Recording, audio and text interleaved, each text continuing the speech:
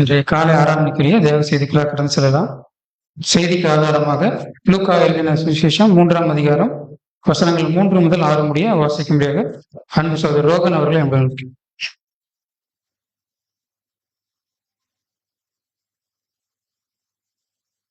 தேவ செய்திக்குரிய ஆதார வசனம் லூக்கா 3ஆம் அதிகாரம் 3 முதல் 6 வரை. அப்பொழுது கர்த்தர் வழியே ஆயுதப்படுத்துங்கள், அவருக்கு பாதை சேவை பண்ணுங்கள் என்றும், பள்ளங்கள் எல்லாம் நிரப்பப்படும், சகல மலைகளையும் குன்றுகளும் தாழ்த்தப்படும், போனவைகள் செவையாகும், பிறடவைகள் சமமாகும் என்றும், மாம்சமான யாவரும் தேவனுடைய இரட்சிப்பை காண்பார்கள் என்றும், வனாந்தரத்திலே கூறப்படுகின்றனுடைய சத்தம் உண்டாகும் என்றும் ஏசாயா தீர்க்கதரிசியின் ஆரம்பத்தில் எழுதியிருக்கிற பிரகாரம் அவன் யோர்தான் நதிக்கு அருகான நேசமிகு போய் பாவ மன்னிப்புக்கென்று மனந்திரும்புவதை கேட்டு ஞானஸ்தானத்தை குறித்து பிரசங்கித்தான். இம்மனாமே.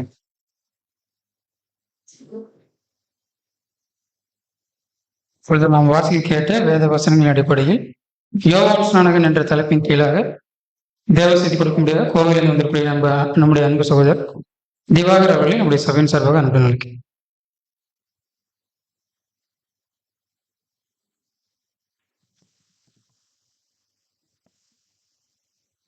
கிறிஸ்தியேசுக்குள் அன்பு அழைக்கப்பட்ட அன்புக்குரிய சகோதர சகோதரர்கள் யாவருக்கும் நம்முடைய பிதாவாகிய தேவனாலும் ஆண்டவராகிய இயேசு கிறிஸ்துவினாலும் கிருபையும் சமாதானமும் அதிகமை பெற கடவுள் என்ற அன்பின் வாழ்த்துக்களோடு ஒரு நீண்ட காலத்துக்கு பின்பாக சகோதர சகோதரிகள் முகமுகமாக காண செய்த தேவனுக்கு மகிழ்ச்சியோட நன்றிகளை தெரிவித்துக் கொண்டு இன்றைய பாடத்திற்குள்ள கடந்து செல்லலாம். மேலும் கோவை சபையினுடைய அன்பின் வாழ்த்துக்களையும் சகோதர சகோதரர்களை தெரிவித்துக் கொள்கிறேன்.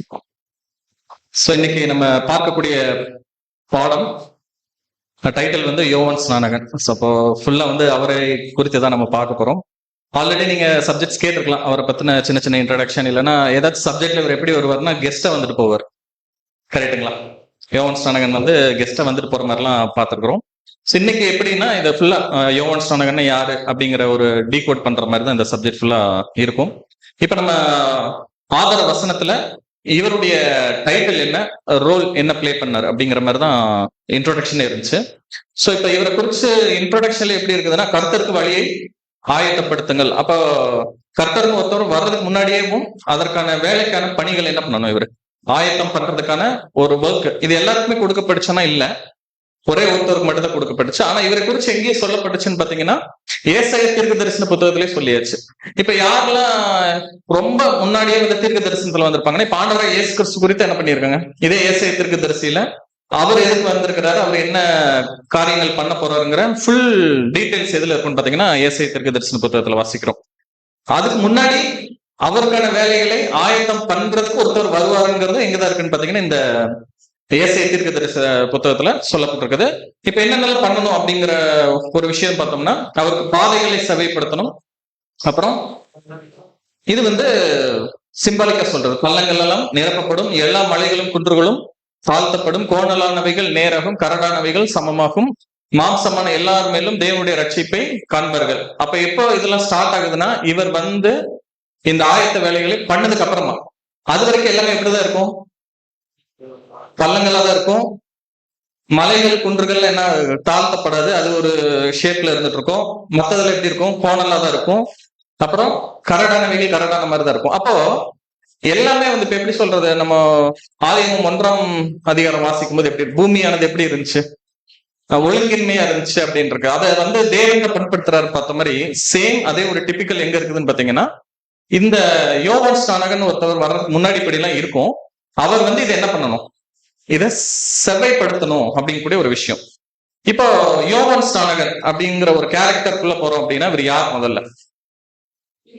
ஆமா, சகரியா எலிசபெத் அவங்களுடைய மகன். இந்த சப்ஜெக்ட் ஃபுல்லா நான் கேள்வி ஈஸியா இருக்கும், ஈஸியாவே பதில் சொல்லிடலாம், அந்த மாதிரிதான் சப்ஜெக்ட்ஸ்ல இருக்கும். சகரியா எலிசபெத் அப்படிங்கிறவங்களோட பையன் அப்படின்னு வச்சுக்கலாம். வேற நம்ம யோவான் ஸ்நானகனை குறிச்சு யோசிக்கும் போது வேற என்னென்ன நமக்கு கனெக்ஷன்ஸ் இருக்குது? இயேசு கிறிஸ்துவுக்கு, இயேசு கிறிஸ்து வரைக்கும் எனக்கு கிடைச்ச அடுத்து இல்ல அதுதான் அவருடைய ஒர்க்கு, அதை ஆயத்தப்படுத்துறாரு. இயேசு கிறிஸ்துவுக்கு சொந்தக்காரர், கரெக்டுங்களா?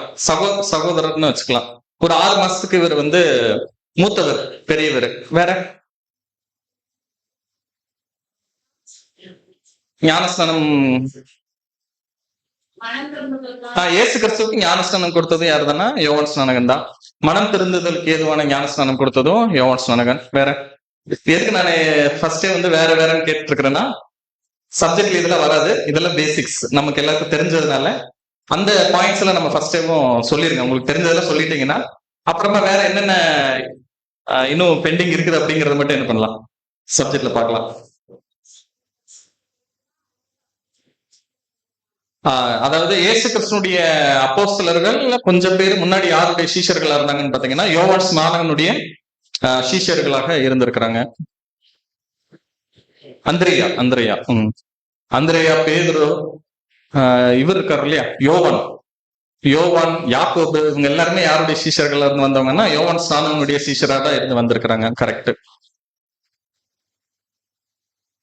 சரி, இப்போ எந்த இடத்துல இருந்து போலாம் அப்படின்னு பார்த்தோம்னா, இப்போ ஏசு கிறிஸ்து இவரும் ரிலேஷன் தானே நம்ம சொன்னோம் இல்லையா. இப்ப ஏசு கிறிஸ்து எந்த கோத்திரம்? யூத கோத்திரம். இவர் எந்த கோத்திரம்? சொந்தக்காரங்க தானே இவங்க. ஆக்சுவலா தம்பி எல்லாம் சொன்னீங்கல்ல, தம்பி அண்ணன் எல்லாம் சொன்னீங்க இல்லையா, லேவி கோத்திரம். இப்ப இந்த ஃபர்ஸ்ட் பாயிண்ட் எங்க இருந்து ட்விஸ்ட் ஆகுது அப்படின்னா, கோத்திரங்களே வேற. ஏசு கிறிஸ்து எந்த கோத்திரத்துல வர்றாருன்னா யூத கோத்திரத்துல வர்றாரு. இவர் வந்து பியூரா எந்த கோத்திரத்துல இருந்து வர்றாருன்னு பாத்தீங்கன்னா லேவி கோத்திரத்துல இருந்து வர்றாரு. இப்ப அதோடைய இன்ட்ரோடக்ஷன் தான் இங்க இருக்குது. சகரியா அப்படிங்கிறவர் யாருன்னா, அவங்களுடைய அப்பா இருக்காரு இல்லையா, அவர் வந்து அபியா என்னும் ஆசாரிய வம்சத்தை சேர்ந்தவன். அந்த தூதன் வந்து பேசும்போது பர்டிகுலரா இவர் வந்து ஆசாரியத்துவ வேலையில இருந்துட்டு இருப்பார். ஆசிரியப்பு கூட, அதாவது ஆலயத்துல இருக்கக்கூடிய வேலைகள்ல இருந்துட்டு இருப்பார். அப்பதான் தூபம் காட்டும் போதுதான் தூதன் வந்து என்ன சொல்லுவார், இந்த மாதிரி உனக்கு வந்து ஒரு குமாரன் பிறப்பான் அப்படிங்கிற சொல்ற விஷயம் எங்க நடக்கும்னு பாத்தீங்கன்னா இவர் வந்து ஆசாரியனா இருக்கும்போதுதான். இப்ப இவர் டைரக்டா எந்த கோத்திரத்துல இருந்து வர்றாருன்னு பாத்தீங்கன்னா பியூரா லேவி கோத்திரம், அதுலயும் ஆசாரியத்துவம் வேலை செய்யக்கூடிய கோத்திரம். எக்ஸாக்டா சொல்ல போனோம்னா ஆரோனுடைய வம்சத்துல இருந்து வர்றவங்க தான் யாருன்னு பாத்தீங்கன்னா ஆசாரியத்துவ வேலைகள் செய்ய முடியும். சகரியா அந்த வம்சத்தை சேர்ந்தவர். எலிசபெத் அவங்களுக்கு டைட்டில் எப்படி இருக்குன்னா ஆரோனின் சந்ததியை சேர்ந்தவர். அப்ப பியூரா அவங்களும் எந்த கோத்திரம் அப்படின்னு பாத்தீங்கன்னா லேவி கோத்திரம். சோ ரெண்டு பேருக்குமே அந்த லூக்கா 1:5 என்ன கன்ஃபார்ம் ஆகுதுன்னா லேவி கோத்திரம். அப்புறம் இவங்க ரெண்டு பேரோட கேரக்டர் ஒரே வசனத்துல என்ன கன்வே பண்ணியிருக்காங்கன்னா, 6ஆம் வசனத்துல அவர்கள் இருவரும் கர்த்தர் கொடுத்த எல்லா கட்டளைகளின்படியும் நியமங்களின்படியும் குற்றமற்றவர்களாக நடந்து தேவனுக்கு முன்பாக நீதியுள்ளவர்களாக இருந்தார்கள். இந்த சர்டிபிகேட் வாங்குறது ரொம்ப ரொம்ப ரொம்ப ரொம்ப டஃப். ஏன்னா இப்ப நம்ம ஒரு வசன வாசல ஏசையல்ல யோவான் வரதுக்கு முன்னாடி எல்லாரும் எப்படிதான் இருப்பாங்க, கோணலானவைகள், கரடு முடக்கானது, அதெல்லாம் ஜனங்களை குறித்து சொல்லப்பட்ட காரியங்கள். இப்ப ஜனங்கள் எல்லாருமே எப்படி இருக்கிறாங்கன்னு பாத்தீங்கன்னா வேற ஒரு இதுல இப்ப எப்படி நோவோட டைம் பீரியட்ல அவங்க மட்டும் கரெக்டா இருந்தாங்க, மத்தவங்களும் ஒரு மாதிரி இருந்தாங்களா, அது மாதிரி ரொம்ப ரொம்ப ரொம்ப ரொம்ப சொற்பமான ஜனங்கள் மட்டும்தான் கர்த்தருக்கு பிடித்தமான ஒரு வாழ்க்கை வாழ்ந்துட்டு இருக்கிறாங்க. அதே மாதிரி நியாயபரமான கட்டளைகளை கை கொண்டு நடக்கிறதுலயும் ரொம்ப ரொம்ப இது. அதுல சர்டிபிகேட் வாங்கினது யாருன்னு பாத்தீங்கன்னா இவங்க எப்படி சொல்லியிருக்கிறாங்க, கர்த்தர் கொடுத்த எல்லா கட்டளைகளின்படியும் நியமங்களின்படியும் குற்றமற்றவர்களாக நடந்து. அப்ப எவ்வளவு பெர்ஃபெக்டா இருந்திருப்பாங்கன்னு பாத்துக்கோங்க. ஆனா இப்ப இவங்களுக்கு என்ன ஒரு ப்ராப்ளம், குழந்தை இல்லை. நமக்கு பழைய ஏற்பாட்டுல இருந்து இந்த மாதிரி ரொம்ப நல்லவங்களா இருக்கிறவங்களுக்கு பிகினிங்ல என்ன இருக்காது, குழந்தை இருக்காது. இவங்களுக்கு வந்து கிட்டத்தட்ட பார்த்தோம்னா வயது ரொம்ப முதிர்ந்த ஒரு சூழ்நிலை தான் சொல்லப்பட்டிருக்கும். எக்ஸாக்டா என்ன வயதுன்னு சொல்லல. 7ஆம் வசனத்துல வாசிக்கும் போது ரெண்டு பேருமே என்ன ஒரு அந்த வயது சென்றவர்களாக இருக்காங்க. ரொம்ப வயசாயிடுச்சு, குழந்தை பிறக்கிறதுக்கான சிச்சுவேஷன்ஸ் எல்லாம் இல்ல. இப்ப ஒரு நாள் என்ன ஆகுதுன்னு பாத்தீங்கன்னா அவருடைய முறைமையின்படி, யாரு, சகரியாவுடைய முறைமையின்படி. அப்ப வந்து எப்படி பிரிச்சிருப்பாங்க அப்படின்னா வருஷத்தை 4 பிரிச்சிருவாங்க. எவ்ரி 3 months என்ன பண்ணுவாங்கன்னா ஒவ்வொரு குடும்பம் என்ன பண்ணணும்னா ஆசிரிய வேலைகள் செய்யணும். இப்ப இவருடைய டேர்ம் வந்திருக்கும் போது இவர் உள்ள போய் என்ன பண்ணணும், தூபம் காட்டக்கூடிய வேலை. அதாவது அப்ப வந்து பிரேயர் டைம்ல தான் என்ன பண்ணுவாங்கன்னா தூபம் காட்டக்கூடிய கல்ச்சர் அந்த இடத்துல இருந்திருக்குது. ஜனங்கள் எல்லாரும் வெளியே வெயிட் பண்ணிட்டு இருக்காங்க. இவர் போய் உள்ள தூபம் காட்டும் போது அந்த தூபபீடத்தினுடைய வலது பக்கத்துல யார் வராங்க, ஒரு தேவதூதன் வர. வாசிக்கலாம் 13ஆம் வசனம். லூக்கா 1:13 கர்த்தருடைய தூதன் அவனை பார்த்து, சகரியாவே பயப்படாதே, உன் வேண்டுதல் கேட்கப்பட்டது, உன் மனைவியான எலிசபெத் உனக்கு ஒரு குமாரனை பெற்றெடுப்பார், அவருக்கு யோவான் என்று பெயரிடுவாங்க. இப்போ அடுத்த செக்மெண்ட் எப்படி போகுதுன்னா, இவருக்குள்ளுக்குள்ள ஆசை இருந்திருக்குது. இவர் கேட்ட விண்ணப்பத்தின் படியே என்ன பண்றாரு, தேவன் அந்த ஒரு ஸ்லாக்கியத்தை கொடுக்கிறார். ஆனா இங்க என்ன கண்டிஷன்ஸ்னா, அப்படி பிறக்கிற குழந்தைக்கு என்ன பேர் வைக்கணும், யோவான் சொல்லி பேர் வைக்கணும். யோவான்னா என்ன அர்த்தம், காட் இஸ் கிரேசியஸ், கர்த்தர் கிருபை செய்தார் அப்படிங்கிறது அதனுடைய மீனிங். இப்ப இவங்களுக்கு தேவன் என்ன பண்ணியிருக்காருன்னா ஒரு கிருபையாக கொடுத்த ஒரு குமாரன் தான் யாருன்னு பாத்தீங்கன்னா இந்த யோவான். இப்படி பிறக்க போறார், பேர் வைக்கணும்னு மட்டும் சொல்லாம அவர் எப்படி வளர போறார், அவருக்கான ஒர்க் என்னங்கிறது எங்கேயோ பிக்ஸ் ஆயிடுச்சு. இவர் வந்து இப்ப எப்படின்னா கோ இன்ஸ்டன்டா வருது, அதாவது அப்படியே வளர்ந்து வராங்க, திடீர்னு அந்த வேலையை செய்யறாங்கன்னு அப்படி இல்லை. இவர் ஸ்பெஷலா பிறந்ததே எதுக்கு அப்படின்னு பாத்தீங்கன்னா இந்த வேலையை செய்யறதுக்கு தான். 15ஆம் வசனம். லூக்கா 1:15 அவன் கர்த்தருக்கு முன்பதாக பெரியவனாக இருப்பான், திராட்சை ரசமும் மதுபானமும் குடிக்க மாட்டான், அவன் எலிசபெத்தின் வருடத்தில் இருக்கும் போது பரிசுத்த ஆவியினால் நிரப்பப்பட்டிருப்பான். இது வெரி ரேர். ஏன் அப்படின்னா இதுக்கு அடுத்துதான் இந்த மாதிரி ஒரு சினாரியாவே கிரியேட் ஆகுது. யாருக்குன்னு பாத்தீங்கன்னா ஆண்டவராகிய இயேசு கிறிஸ்துக்கு பரிசுத்த ஆவியினால் நிரப்பப்பட்ட ஒரு குழந்தைய யார்தான் ஃபர்ஸ்ட் நமக்கு தெரிஞ்சவர்னு பாத்தீங்கன்னா இயேசு கிறிஸ்து. ஆனா இதுக்கு முன்னாடி எந்த மாதிரி கேஸ் நடந்திருக்குதா அப்படின்னு பாத்தீங்கன்னா அந்த மாதிரி இல்ல. கரெக்ட் தானே? பழைய ஏற்பாட்டில் இந்த மாதிரி ஏதாச்சும் இருக்குதா? பரிசுத்த ஆவியினால் நிரப்பப்பட்டு இந்த மாதிரி ஒர்க் பண்ணணும்னு சொல்லி யாராச்சும் திறந்திருக்காங்கன்னா இல்ல. வெரி ஃபர்ஸ்ட் யாருக்கு வருதுன்னு பாத்தீங்கன்னா யோவான் ஸ்நானகனுக்கு வருது. அவர் இப்ப என்னெல்லாம் சொல்லிட்டு பாருங்க, திராட்சரசம் மதுபானம் எதுவுமே குடிக்க மாட்டாங்க. கிட்டத்தட்ட பழைய ஏற்பாட்டுல இது என்ன ஒரு விரதம், நசரேய விரதம்னு சொல்லுவாங்க இல்லையா, அந்த குவாலிட்டியில யார் இருப்பாங்கன்னு பாத்தீங்கன்னா இந்த யோவான் ஸ்நானகன் வருவார் அப்படின்னு அந்த இடத்துல சொல்லியாச்சு. அப்புறம் அந்த குழந்தை வயிற்றுல இருக்கும்போதே, கர்ப்பத்துல இருக்கும்போதே எப்படி இருக்கும், பரிசுத்த ஆவியினால நிரப்பப்பட்டு இருக்கும் அப்படின்லாம் சொல்லியாச்சு. இதுக்கு அடுத்து ஒரு விஷயம் நடக்கும். இதை யாரால நம்ப முடியாதுன்னா சகரியாவால நம்ப முடியாது. ஏன்னா 2 பேருக்குமே வயசாயிடுச்சு. இதுக்கப்புறம் உள்ள ஆசை இருந்தாலே அப்படியே இதெல்லாம் இப்ப நம்ம படிக்கும்போது யார ஞாபகப்படுத்திட்டு இருக்கோம், ஆபிரகாம் சாரால். அவங்களுக்கு எக்ஸாக்ட் இதே மாதிரி தான் நடந்திருக்கும். அதே மாதிரி அவங்களை வந்து டவுட் பண்ணியிருப்பாங்க, சிரிச்சிருப்பாங்க. ஆனா இங்க என்ன நடக்குது அப்படின்னா இவர் வந்து கேட்டுருவார், யாரு சகரியா கேட்டுருவார், இந்த மாதிரி இத 2 பேருக்கும் வயசாயிடுச்சு, என்ன பண்றது, ஏதாச்சும் அலையால இருக்குமானதுக்கு. அப்ப வந்து அந்த தூதன் சொல்லுவார், நான் இந்த ஸ்தலத்துல நிக்கிறது யாருன்னு பாத்தீங்கன்னா கேப்ரியல் தூதன். யார்கிட்ட? மரியாளுக்கு போறதுக்கு முன்னாடியேவும் 6 months பிஃபோர் எங்க போயிட்டா இருப்போம், சகரியா திறந்துட்டார். நான் கேப்ரியல் தூதன், இந்த மாதிரி கட்டாயம் நடக்கும் அப்படின்னு சொல்லி தேவன் சொல்லி என்ன பண்ணியிருக்காரு, என்ன அமைச்சிருக்கிறார். இது கட்டாயம் நடக்குங்கிறத நீ ஃபர்ஸ்ட் தெரிஞ்சுக்கிறதுக்காக இதுக்கப்புறம் என்ன ஆயிடுவேன், ஊமையாயிருவேன் அப்படின்னு சொல்லிடுவார். அதுக்கப்புறம் ஒரு வாய் பேச முடியாது. ஜனங்கள் வெளியில வந்த உடனே இவர் சைகையிலேயே காமிச்சிருவாரு என்னென்னலாம் நடந்துச்சு அப்படின்னு ஓரளவுக்கு அண்டர்ஸ்டாண்ட் பண்ணிடுவாங்க. இப்ப என்ன ஆயிருன்னு பாத்தீங்கன்னா இம்மீடியட்டா எலிசபெத் என்ன ஆயிடுவாங்க, கர்ப்பம் ஆயிடுவாங்க. ஜனங்களுக்கு இந்த நியூஸ் வந்து ஸ்ப்ரெட் ஆயிடும். என்ன நியூஸ், இப்படி இதாயிருக்கு. ஏன்னா வயது சென்று அப்பெல்லாம் இது வந்து ரொம்ப ரேர். ஆபிரகாம் சாரல் நடக்கும்போது தேவனை தெரிஞ்சவங்க அவங்க மட்டும்தான். இங்க நடக்கும்போது அப்படி கிடையாது. அங்க எல்லாருமே தேவனுடைய ஜனங்கள் தான், தேவனை வழிபட்டு இருக்கக்கூடிய ஜனங்கள் தான். இந்த மாதிரி தேவன் வந்து சொல்லியிருக்கிறாரு அப்படிங்கிற ஒரு நியூஸ்ல என்ன ஆயிடுச்சுன்னு பாத்தீங்கன்னா ஸ்ப்ரெட் ஆயிடுச்சு. இப்ப எல்லாரோட அப்சர்வேஷன் யார் மேல இருக்கும், பிறக்க குழந்தைங்க மேல இருக்கும். உங்களுக்கு கொஞ்சம் அந்த குழந்தை மேலதான் எல்லா கான்சன்ட்ரேஷன். அப்ப எப்படின்னா இவர் சர்ப்ரைஸான ஒரு கேரக்டரா, நமக்கு தெரிஞ்ச யோவான் ஸ்நானகன் எங்க இன்ட்ரோ ஆயிருப்பாரு, திடீர்னு பார்த்தோம்னா அவர் வந்து ஞானஸ்நானம், எல்லாரும் மனம் திரும்புங்கள், பரலோக ராஜ்யம் சமீபத்திற்கு சொல்ற மாதிரி ஒரு கேரக்டர் வந்து வந்த மாதிரி இருக்கும். ஆனா அப்படி கிடையாது. ஜனங்களுக்கு இவர் யார் என்னங்கிறதுலாம் பர்த்துக்கு முன்னாடியே, இவர் பிறக்கிறதுக்கு முன்னாடியே ஒரு அண்டர்ஸ்டாண்டிங் எல்லாருக்கும் என்ன இருக்குது, இருந்திருக்குது. ஆனா அந்த வேலை எப்படி செய்வாருங்கிறது யாருக்கும் தெரியாது. ஓகேவா? இதே மாதிரி குழந்தை பிறந்துரும், பேர் என்ன வைக்கலாம்னு கேட்டதுக்கு இங்க சொல்லி இருக்கிறது யார்கிட்ட மட்டும் தான் சொன்னாங்கன்னு பாத்தீங்கன்னா கேப்ரியல் தூதன் தான். கேப்ரியல் தூதன் யாரும் சொல்லியிருந்தாரு, சகரியா மாத்திரம் சொல்லியிருந்தாரு. ஆனா எப்படி நடந்திருக்குன்னு பாத்தீங்கன்னா எலிசபெத்தும் என்ன நேம் சொல்லியிருப்பாங்கன்னா யோவான் சொல்லியிருப்பாங்க. இவர் வந்து என்ன பண்ணிருப்பாருன்னு எழுதி காமிச்சிருப்பாரு. 2மே சேமா இருக்கும். அங்க அதுவே ஜனங்களுக்கு எப்படி இருக்கும்னா ரொம்ப ஒரு ஆச்சரியமா இருக்கும். நீங்க இந்த யோவான் 1ஆம் அதிகாரம் 15ஆம் வசனத்துக்கு அப்புறம் படிச்சு பாத்தீங்கன்னா ரொம்ப அது இன்ட்ரெஸ்டிங்கான ஒரு இதா இருந்திருக்கும். அப்ப இப்படி கடந்துருவாரு. ஓகேவா? இப்போ பிறக்கிறதுக்கு முன்னாடி ஒரு இன்சிடென்ட் நடந்திருக்கும். என்ன அப்படின்னா இப்ப இன்னொரு கேரக்டர் என்டர் ஆகுறாங்க. யாரு? எலிசபெத் கர்ப்பமா இருந்துட்டு இருக்கிற ஒரு டைம்ல. வாசிக்கல பாருங்க, லூக்கா 1ஆம் அதிகாரம் 39ஆம் வசனம் 40ஆம் வசனம். லூக்கா 1ஆம் அதிகாரம் வசனம் 39 மற்றும் 40. அந்த நாளில் மனிதன் வந்து மலைநாடாகி யூதருக்கு உள்ள பட்டணத்திற்கு சீக்கிரமாக போய் சகரியால் வீட்டிற்கு சென்று எலிசபெத் வாழ்த்தினார். இப்ப என்ன ஆயிரும், இந்த இன்சிடென்ட் நமக்கு நல்லாவே தெரிஞ்சிருக்கும். இங்க போகும்போதுதான் அந்த குழந்தை என்ன இருக்கும், அப்ப நியர்லி எத்தனை மாசம் கழிச்சு இவங்க போயிருப்பாங்கன்னா 6 மாசம் கழிச்சு. ஏன்னா கேப்ரியல் தூதன் அந்த வசனத்துல என்ன இருக்கும், 6வது மாசத்துலதான் போய் யாரும் மீட் பண்ணிருப்பாரு, மரியாதை போய் மீட் பண்ணிருப்பாரு. அதுக்கப்புறம் இந்த நியூஸ் தெரிஞ்சதை அவங்க வந்திருப்பாங்க. வந்த உடனேயும் உள்ள இருக்கக்கூடிய குழந்தை என்ன ஆகும், துள்ளி குதிச்சுச்சுன்னா நம்ம வசனத்துல வாசிக்கிறோம்ல.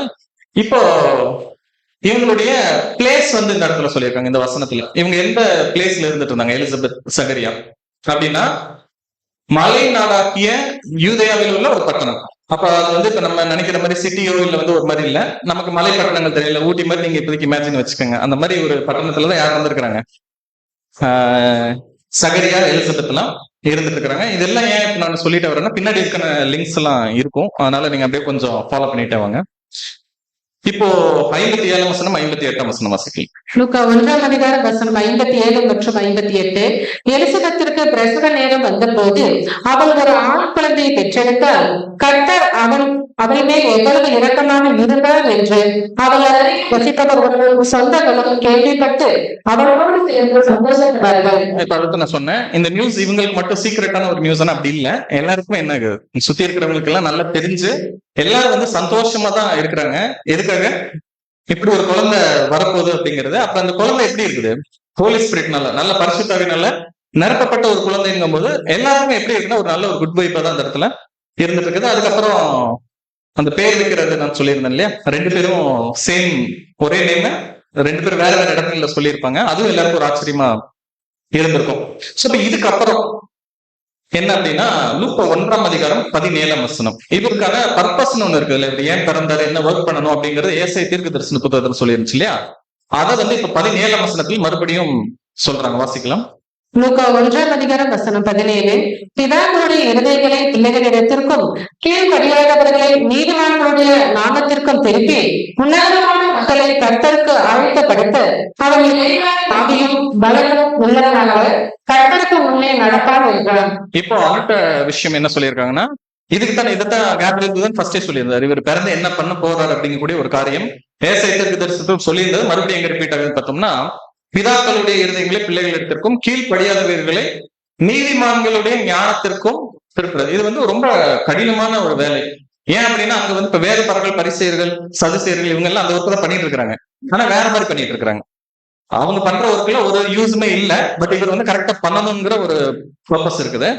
உத்தமமான மக்களை கர்த்தருக்கு ஆயத்தப்படுத்த அவன் எலியாவின் ஆவியும் பலமும் உள்ளவனாக கர்த்தருக்கு முன்னே நடப்பான். இப்ப இங்கதான் என்ன ஆகுதுன்னு பார்த்தோம்னா, இந்த கேரக்டர் இதுன்னு சொல்லுவாங்க, இன்டர்லிங்க்னு சொல்லுவாங்க இல்லையா, 2 கேரக்டர் ஒரே ஆளுக்கு என்ன ஆகுதுன்னு பாத்தீங்கன்னா உள்ள வரப்போகுது. இப்ப யோவான் ஸ்நானகன்ங்கிற கேரக்டர் இப்ப நம்ம சொன்ன மாதிரிதான் எப்படி பிறந்தார் என்னங்கிற பேக்ரவுண்ட்ல நமக்கு ஓரளவுக்கு தெரியும்.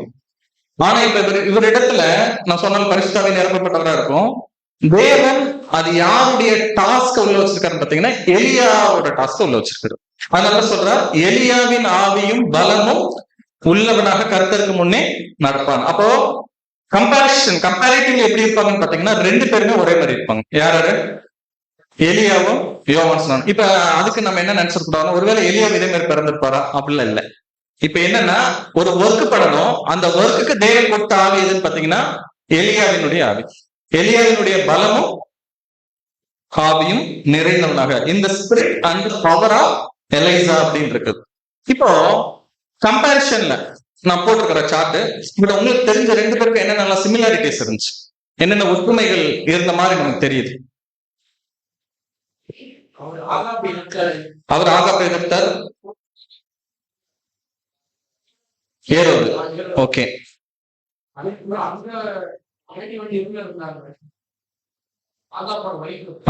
கரெக்ட், ஆகாப்போட. ஓகே, 2 பேர் மனம் திரும்புறதுக்கு சொன்னாங்களா? எலியா சொன்னாரா? எலியா பிரசங்கம் பண்ணிருப்பாரு. ஓகே, இல்ல சொல்லுங்க. அவர் சுழல் காட்டில் எடுத்துக்கொள்ளப்பட்டார், இவர் அப்படி எடுத்துக்கொள்ளப்படல. வனாந்திரம் அடுத்த ஒரு லிங்க் வந்து எங்க இருக்குன்னு பாத்தீங்கன்னா வனாந்திரம். இது வந்து யோவான் ஸ்நானனுக்குள்ள போகல, டீப்பா அடுத்த வசனத்துக்குள்ள உள்ள என்டர் ஆயிரும். இப்ப அந்த சார்ட் மட்டும் நான் போட்டுக்கிறேன், இங்கிலீஷ்ல இருக்கு, நான் தமிழ்ல இது பண்றேன். இப்ப லெஃப்ட் சைட்ல எலியா இருக்காரு, ரைட் சைட்ல யார் இருக்காருன்னு பாத்தீங்கன்னா யோவான் ஸ்நானகன். ஃபர்ஸ்ட் பாயிண்ட் என்னன்னா, fled to the wilderness to escape persecution. அப்படின்னா இப்ப இந்த ஆகாப் இருக்கிறாங்களே, ஆகாப் யேசபேல் இருக்கிறாங்க இல்லையா, அவர்கள் நிமித்தமான உபத்திரத்தினால இவர் எங்க போயிடுவாரு? வனாந்திரத்துக்கு போய் செட்டில் ஆயிடுவார். கரெக்டா? இங்க யோவானுடைய என்னன்னு பாத்தீங்கன்னா lived and preached in the Judean wilderness.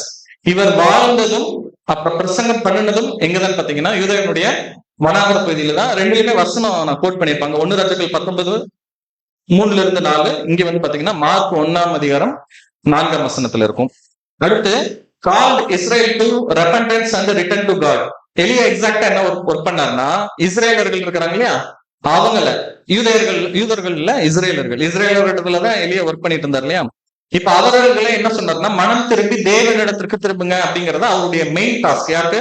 எலியாவுக்கு. இங்கே யோவான் சொல்லவே வேண்டாம், ஃபர்ஸ்ட் பிரீச்சே இப்படிதான் இருந்துச்சு, மனம் திரும்புங்கள் பரலோக ராஜ்யம் சமீபத்தில் இருக்கிறது. ஆனா கூட ஒரு ஒர்க் மட்டும் என்ன பண்ணாரு, ஆட் பண்ணாரு. என்னன்னா ஞானஸ்தானம், மனம் திரும்புறதுக்கு ஏதுவான ஞானஸ்தானம் இவர் கொடுத்துட்டு இருந்தார் பாக்குறோம். 3வது பாயிண்ட் என்னன்னு பாத்தீங்கன்னா, boldly confronted opposition including King Agab. இப்ப ராஜாவை எதிர்க்கிறதுங்கிறது ரொம்ப சாதாரண ஒரு விஷயம் கிடையாது. ஏன்னா அதுக்கான கான்சிக்வன்சஸ்ங்கிறது ரொம்ப பெருசா இருக்கும். அதற்கான என்ன சொல்றது, ஆமா, அதற்கான விபரீதங்கள் விளைவுகள்லாம் இருக்கு இல்லையா, நம்ம எக்ஸ்பெக்ட் பண்ணாத அளவுக்கு இருக்கும். ஏன்னா பண்றது யாருன்னு பாத்தீங்கன்னா, அந்த நாட்டிலே இருக்கிறதுல ஹை பொசிஷன்ல ஒருத்தர் இருப்பார் இல்லையா, அவர் தான். எலிய டைரக்டா அட்டாக் பண்ணது யாருதான்? ஆகாப் ராஜா. ஏன்னா ஏசபேல் நிமித்தமான வந்த எல்லா விஷயங்களையும் ஆகாப் ராஜா பண்ண உடனேயும் இவர் போய் பண்ணதுல ஆகாப் ராஜா என்ன பண்ணிடுவாருன்னா, மனம் அடைஞ்சிருவாரு. அதுலதான் ஏசபேல் என்ன ஆயிடுவாங்க, ட்ரிகர் ஆகி இவரை கொண்டுறதுக்கு பண்ணி இவர் அப்புறம் தப்பிச்சு எங்க போயிடுவாரு, மனாந்தத்துக்கு போயிடுவாரு. ஆனா தப்பிச்சு போவாருங்கிறது மட்டும் இங்க ஒண்ணு இருக்குது. ஆனா அங்க யோவான் ஸ்நானகன் ஒரு படி மேல, அங்க அவர் யார் எதிர்த்தார் அப்படின்னு பாத்தீங்கன்னா ஏரோது டைரக்டா அப்படிங்கறத பாக்கணும்.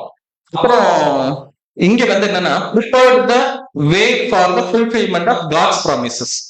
இவர் என்ன வழியை ஆயத்தப்படுத்தினார் எலி அப்படின்னா, தேவனுடைய வாக்குத்தத்தங்கள் நிறைவேறுவதற்கு ஜனங்கள் என்ன பண்ணாரு, ரெடி பண்ணாரு. ஓகேவா? ஏன்னா எலியா வந்து தனி சப்ஜெக்ட். எலியா வந்து பாத்தீங்கன்னா மத்த தீர்க்கதரிசிகள்கிட்ட இல்லாத நிறைய விஷயங்கள் யார்கிட்ட இருக்கும்னு பாத்தீங்கன்னா எலியாட்ட மட்டும்தான் இருக்கும். இப்ப ஒரு தீர்க்கதரிசனுடைய வேலை என்னது, தேவன் ஏதாச்சும் ஒண்ணு சொன்னாருன்னா அதுக்குள்ள என்ன பண்ணணும், ஜனங்கள் இடத்துல சொல்லணும். அது வந்து தரிசனமா காண்பாரு, ஒரு சிலருக்கு வந்து வார்த்தைகளை கேட்கும். ஆனா அந்த தீர்க்கதரிசனுடைய வேலை என்னன்னா, தேவனுக்கும் ஜனங்களுக்குமான ஒரு மீடியேட்டர் தான் யாருன்னு பாத்தீங்கன்னா இந்த தீர்க்கதரிசிகள். எலியா அந்த வேலையை மட்டும் தான் பண்ணாருன்னு கொஞ்சம் யோசிச்சு பாருங்க.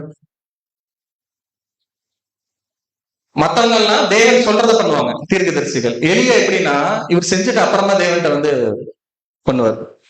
நிறைய இடத்துல பாருங்களேன், அந்த பாகல் இது பண்றதுக்கு தண்ணி ஊத்தி அந்த கட்டைகளை எரிக்கிறதுக்கு பாத்தீங்கன்னா தேவன்கிட்ட முன்னாடி இன்ஃபர்மேஷன் எல்லாம் கொடுத்தாராம், இந்த மாதிரி ஒண்ணு நடக்க போகுது, நான் பண்ணலாமா வேண்டாமான்னா இல்ல, இவர் எல்லாம் பண்ணிட்டு ஃபைனலா நீங்க தண்ணியெல்லாம் ஊத்துங்க, அந்த குடத்துல இருக்க தண்ணியெல்லாம் ஊத்துங்கன்னு சொல்லிட்டு அதுக்கப்புறமா தான் பிரேயர் பண்ணிருப்பார். தேவன் இமீடியேட் ஹெல்ப் பண்ணிருப்பாரு, அங்கீகரிச்சிருப்பாரு இவருடைய பிரேயர்.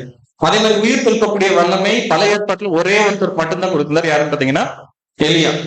இதெல்லாம் வந்து என்னன்னு பாத்தீங்கன்னா எலியாட்ட இருக்கக்கூடிய ரொம்ப ரொம்ப இம்பார்ட்டன்ட் கேரக்டர்ஸ். மத்த தீர்க்கதரிசிகள்ட்ட கம்பேர் பண்ணும்போது இந்த மாதிரி யாருக்கும் இருக்காது. ஓகேவா? இப்ப இங்க வரும்போது என்ன பார்த்தோம்னா, ஜனங்களை ஆயத்தப்படுத்துற வேலையை பண்ணிட்டு இருந்தாரு. அங்க யோவான் ஸ்நானகன் பண்ணது என்னன்னா, ஆண்டவர் இயேசு கிறிஸ்துவினுடைய ஊழியத்தினுடைய ஆயத்த வேலைகள் யார் பண்ணிட்டு இருந்தாங்க, யோவான் ஸ்நானகன் பண்ணிட்டு இருந்தாங்க. அடுத்து இங்க இவரு டைரக்டா, அப்ப நான் சொன்ன மாதிரிதான் டைரக்டா அட்டாக் பண்ணது யார, ஆகாப்பையும் எலிசபெத்தையும். என்னன்னு பாத்தீங்கன்னா, அந்த ஐடல்ட்ரி விக்கிரகத்தை நிமித்தமான ஒரு காரியத்துல ரொம்ப ரொம்ப கடிந்து கொண்டார். யாருன்னு பாத்தீங்கன்னா 2 பேத்தையும். அது 1 ராஜாக்கள் 18ஆம் அதிகாரம் முழுவதுமாக இருக்குது. இங்க இவர் அட்டாக்கிங் யார்கிட்ட இருந்துச்சுன்னு பாத்தீங்கன்னா, ஆமா, அந்திப்பா, ஏரோது அந்திப்பான் இருக்காருல்ல, அந்த டைம்ல ஏரோது இருந்தவர் யாருன்னு பாத்தீங்கன்னா அந்திப்பா. அவருடைய சகோதரருடைய மனைவியை இவர் எடுத்துக்கிட்டது நிமித்தமா இவர் டைரக்டா என்ன பண்ணாரு, அப்போஸ் பண்ணாரு. அதனாலதான் இவர் பின்னாடி நாட்கள்ல ஜெயில புடிச்சு என்ன பண்ணாங்க, அப்புறம் சிறைச்சேதம்லாம் பண்ணி கொலை பண்ணாங்க, அந்த ஏரோதியல் உடைய விஷயத்த வச்சு. அடுத்து ஃபைனலா பார்த்தோம்னா, prophesied to return before the day of the Lord. பழைய ஏற்பாட்டினுடைய முடிவு என்ன இருக்குது, நீங்க கடைசி வசனம் என்னது, மல்கியா 4ஆம் அதிகாரம் 5ஆம் வசனம் 6ஆம் வசனம். பழைய ஏற்பாட்டினுடைய லாஸ்ட் வசனம் எப்படி முடியும்,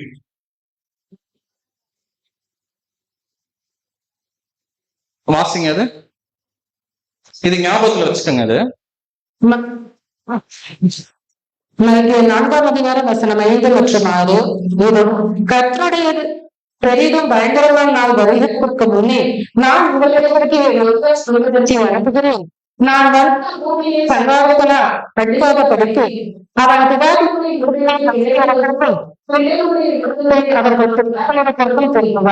இப்ப பழைய ஏற்பாட்டினுடைய முடிவு யார வச்சு முடிஞ்சிருக்குன்னு பாத்தீங்கன்னா, எல்லாம் வர்றதுக்கு முன்னாடி இப்ப நான் யார் அனுப்புவேன், எலியாவை அனுப்புவேன்னு சொல்லிட்டு ஓல்ட் டெஸ்டமென்ட் க்ளோஸ் ஆகுது. நியூ டெஸ்டமெண்ட்ல இயேசு கிறிஸ்து வர்றதுக்கு முன்னாடியோட சாப்டர் யாருன்னு பாத்தீங்கன்னா இந்த யோவான் ஸ்நானகன் தான். அப்ப அந்த இன்பிட்வீன் பிரிட்ஜ் ரொம்ப அழகா இருக்கும். பழைய ஏற்பாட்டுடையும் புதிய ஏற்பாட்டுக்கான கனெக்ஷன் பாத்தீங்கன்னா ரொம்ப அழகா இருக்கும். ஏன்னா புதிய ஏற்பாடு இப்ப நமக்கு எங்க இருந்து ஸ்டார்ட் ஆகிற மாதிரி இருக்கும்? இயேசு கிறிஸ்து தானே. இப்ப மத்திய 1 வாட்சம்னா இயேசு கிறிஸ்து எப்படி பிறந்தாருன்னு ஸ்டார்ட் ஆகும். அதுக்கு முன்னாடி இருக்கக்கூடிய பார்ட் எதுன்னு பாத்தீங்கன்னா இது லூக்கால ஆட் ஆயிருக்கும். இயேசு கிறிஸ்து 6 மாசத்துக்கு முன்னாடி இப்ப யார் வந்துருவாங்க? யோவான் ஸ்நானகன். அப்ப அங்க ஓல்ட் டெஸ்டமெண்ட்டுடைய துவக்கப்புள்ளி எங்க இருந்து வரும்னு பாத்தீங்கன்னா இப்ப நம்ம வாட்சோம்ல சகரியாவோட இது விஷயங்கள்ல இருந்து வாட்சோம்ல அங்க இருந்துதான் நியூ டெஸ்டமெண்ட்ங்கிறது துவங்கும் அப்படிங்கிறது பாக்குறோம். அப்ப கனெக்ஷன் புரிஞ்சா பழைய ஏற்பாடுல எலியாவை நான் அனுப்புவேன்னு சொல்லுவார். புதிய ஏற்பாடு எப்படி துவங்கும்? அந்த எலியாவினுடைய ஆவி உள்ள யோவான் ஸ்நானகன்கிறவர் ஒரு கேரக்டர் என்ன ஆவார், வெளியில வருவாரு அப்படிங்கறதா. சோ இதுதான் 2 பேருக்குமான ஒப்புமை. சேம் ஒர்க், ஆனா வேற வேற காலகட்டங்கள், வேற வேற சூழ்நிலைகள். ஆனா ஒர்க் என்னதான், ஒரே ஒர்க் தான், ஒரே போல்ட்னஸ். நான் எது இருந்தாலும் என்ன பண்ணிடுவேன், யாரா இருந்தாலும் இதுதான் தேவனுடைய விஷயம்னா நான் யாரா இருந்தாலும் பயப்பட மாட்டேன், நான் சொல்லிடுவேன் அப்படிங்கிற ஒரு போல்ட்னஸ் 2 பேருக்குமே இருந்ததை நம்ம கவனிக்கிறோம். இப்போ கேரக்டரைசேஷன் ஒண்ணு இருக்கும்ல. யோவான் ஸ்நானகன் இப்ப பிறந்துட்டாரு, இந்த வேலை தான் பண்ண போறாரு. இப்ப அவருக்குள்ள போனோம்னா அவர் எப்படி வளர்ந்தார், அந்த வேலையெல்லாம் செஞ்சாருங்கிற ஒரு பாட்டுக்குள்ள போலாம். மத்திய 3:4 வாசிக்கலாம். மத்திய 3:4 இந்த யோவான் ஒட்டகமார் ஆடை அணிந்து தன் இடுப்பிலே வார்த்தச்சையை கட்டி கொண்டிருந்தான். வெற்றிலையும் காட்டுத்தேனும் அவனுக்கு ஆகாரமாய் இருந்தது. அடுத்து பார்த்தோம்னா அந்த கேரக்டரைசேஷன்ல ஏன் இவருக்கு மட்டும் இப்படி சொல்லியிருக்காங்க ஸ்பெசிபிக்கா அப்படின்னா, வேற யாருமே அந்த மாதிரிலாம் என்ன இல்ல அங்க இல்ல. இவர் மட்டும் தான் தனியா ஒரு கேரக்டர் அங்க இருக்கிறார். பிறந்தது மலைநாட்டு பகுதியில, வளர்ந்தது எல்லாம் எப்படின்னு பாத்தீங்கன்னா வனாந்தரமான பகுதியை ஒரு சூஸ் பண்ணிக்கிட்டார். அதாவது ஜனங்கள் அதிகமா இருக்கிற மாதிரின்னு ஒரு இடத்துல யாரும் வாழல. யோவான் ஸ்நானகன் அவரு ஆரம்பத்துல இருந்தே என்ன படுத்திக்கிட்டாருன்னா தன்னை தனிமைப்படுத்திக்கிட்டாரு. தன்னுடைய லைஃப் ஸ்டைல் டோட்டலா மாறி இருக்கு. தன்னுடைய அப்பியரன்ஸ் ரொம்ப டோட்டலா டிஃப்ரெண்டா இருக்குது. எப்படி பட்டிருக்காரு, ஒட்டக மயிர் ஆடையை அணிந்து தன் இடுப்பிலே வார்க்கச்சையை கட்டி கொண்டிருந்தான். சாப்பிடறதுக்கு எதுதான்மா, வெட்டுக்கிளியும் காட்டுத்தேனும். எதுக்கு இப்படி பண்ணணும், இந்த மாதிரி நம்ம சொல்லணுங்கிறக்க இதெல்லாம் பண்ணிட்டு போறோம். இதுக்கு ஆவிக்குரிய அர்த்தம்லாம் நீங்க கண்டுபிடிக்கணும்னு நேடு இல்ல, லிட்டரலா தான் பண்ணியிருக்கிறாரு இல்லையா. ட்ரெஸ் தோலினாலான ஒரு உடை போட்டிருக்கிறாரு. ஃபுட்டுக்கு என்ன பண்ணியிருக்காரு, வெட்டுக்கிளி காட்டுத்தேன். அதவே எவ்வளவுதான் சாப்பிட்டுட்டு இருக்க முடியும், எப்படிதான் சாப்பிட்டாருன்னு தெரியல. இப்ப என்ன பர்பஸ்னால இப்படி இருந்திருக்கணும்?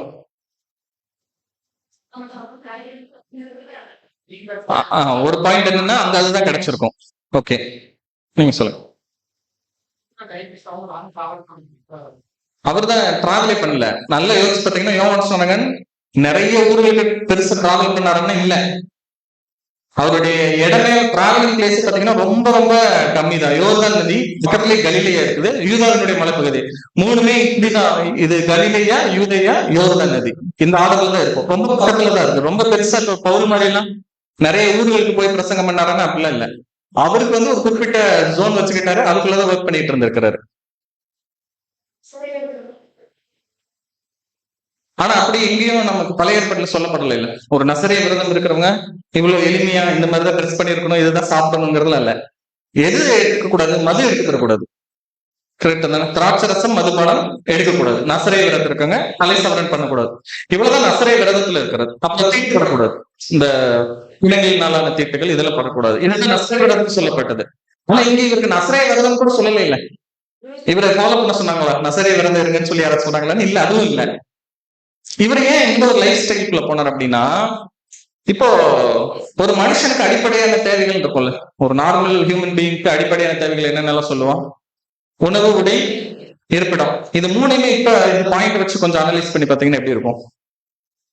நல்ல ஒரு வீடு நம்ம சொல்லுவோம்ல, இருக்கிறதுக்கு சின்ன வீடுங்க, அந்த மாதிரியே இருந்துச்சானா இவருடைய தங்கக்கூடிய இடத்தை ஏதாவது மாத்திக்கிட்டாருன்னு பாத்தீங்கன்னா காப்பில வனாந்தரத்தில் மாத்திக்கிட்டாரு. ஃபுட்டு அடுத்து என்ன சொல்லியிருக்காரு, காட்டுத்தேனும் வெட்டுக்கிளியும். இது எதுக்குன்னா ஒரு சிஸ்டர் அழகா சொன்னாங்க, அங்க அதுதான் கிடைக்கும்.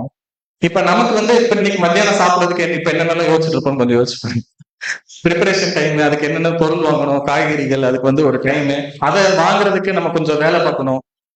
புரிஞ்சுல? அப்ப என்னன்னா நமக்கு உணவு, உடை, இருக்கிறதுக்கு தான் நம்ம என்ன பண்ணிட்டு இருக்கிறோம். இப்ப நம்ம வேலை பார்க்கறது, சம்பாதிக்கிறது, அதுக்கான டைம் ஸ்பெண்ட் பண்ணி இருக்கிறது. இப்ப ஒரு நாளைக்கு நம்ம எதுக்கு ஸ்பெண்ட் பண்றோம், ஃபுல்லா வேற இப்ப எந்த ஒர்க்கும் பண்ணாம ஃபுல்லா தேவனுக்குன்னு செலுத்துறது இந்த ஒரு நாள் வச்சுக்கிருவோம். இப்ப 6 நாள் முடிஞ்ச அளவுக்கு என்ன பண்ணுவோம்னா மேக்சிமம் டைம் நம்ம எதுக்கு ஸ்பெண்ட் பண்றோம்? வேலை செய்யணும், சம்பாதிக்கணும். அதனுடைய அடிப்படை தேவை என்ன?